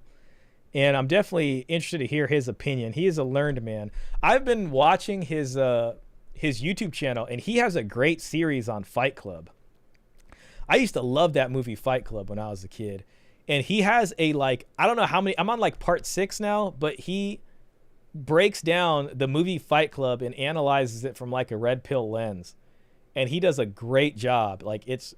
If you guys like that movie, look up Paul Elam's analysis of the movie Fight Club. You guys will absolutely love it. What else can I say? I'm leaving Thursday. I'm going to try to see if I can get a couple videos up. My plan is I got a little DJI Osmo, and then I'm going to try to put the footage on my phone, and then I'm going to try to edit the footage on my phone and then upload it from my phone if I can find decent internet. And maybe in that way, if I'm lucky, I can get you guys some content from right there in front of the pyramids. And, other than that, I'll probably post on the IG and stuff if you guys want to follow. But other than that, that's pretty much it. I appreciate all the support. I appreciate everyone who's here, everyone who liked the video, everyone who left comments. You guys all make this fun, and I appreciate the folks who left donations. Real quick, let's just look at this poll. Just before I call it. End poll. Should people get married if they do not want to ever have kids? We had 10 votes, and we had yes, 50% said yes, 50% said no. So we're a split audience. That's good. We got people on both sides. But anyways, I'll catch you guys later. I'm going to go dip out, and you guys have a good one. Hopefully my Paul Elam discussion gets posted soon after it. Can you bring back some souvenirs? Oh, crap. I missed some comments. Best movie ever. Dang it. The numerous female distinctions and subdivisions of criteria remind me that 100 Beezels, wingtip to wingtip, can fly up a gnat's ass. Can you bring back some souvenirs? A mummy or two? I would love to be able to. Actually, so this right here is a souvenir from Egypt. One of my buddies, thank you, Shah, safe travels. Thank you, Trevor. Oh, gosh. This right here was crafted in a village in Egypt by some, young kids, and they sell it on the side of the road. I have this kind of expensive, like $80, I can't remember what I paid for this, King Tut. and it comes with a little sarcophagus and everything. And I always wanted to open it to display it. Then my friend actually went to Egypt and he brought me this.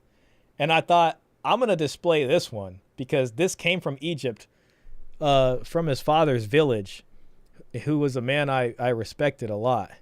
He's no longer with us. And there was no way that I couldn't make this be the one that sits on the desk. So this was my souvenir from Egypt so far. But when I go, I will definitely be looking for souvenirs. And if I bring back some interesting things, I'll definitely share them with you guys. Thank you for the Shaw. Thank you, Shaw, for safe travels. Appreciate that, man. No stream for 2 weeks. Yeah, so I'm leaving October 3rd. I'll be back the 22nd. And I will try to do a stream like that following Saturday when I get back. The 22nd's a Tuesday. So the next one's, man, it's going to be a lot longer than 2 weeks, bro. It's going to be no stream on the 5th, no stream on the 12th, no stream on the 19th. So I'm missing 3 weeks. So the next stream is going to be on the 26th. I really hope I post some videos so you guys can get something, man. But have fun in Egypt. Thank you, Klaus. All right, guys. Well, take it easy. I'm gonna freaking get some food and then get some sleep. I'm going to Egypt and Turkey, by the way. So hopefully I can get you guys content from both places. Hope you enjoy your trip, brother. Thank you, Mr. Pitt. Appreciate that.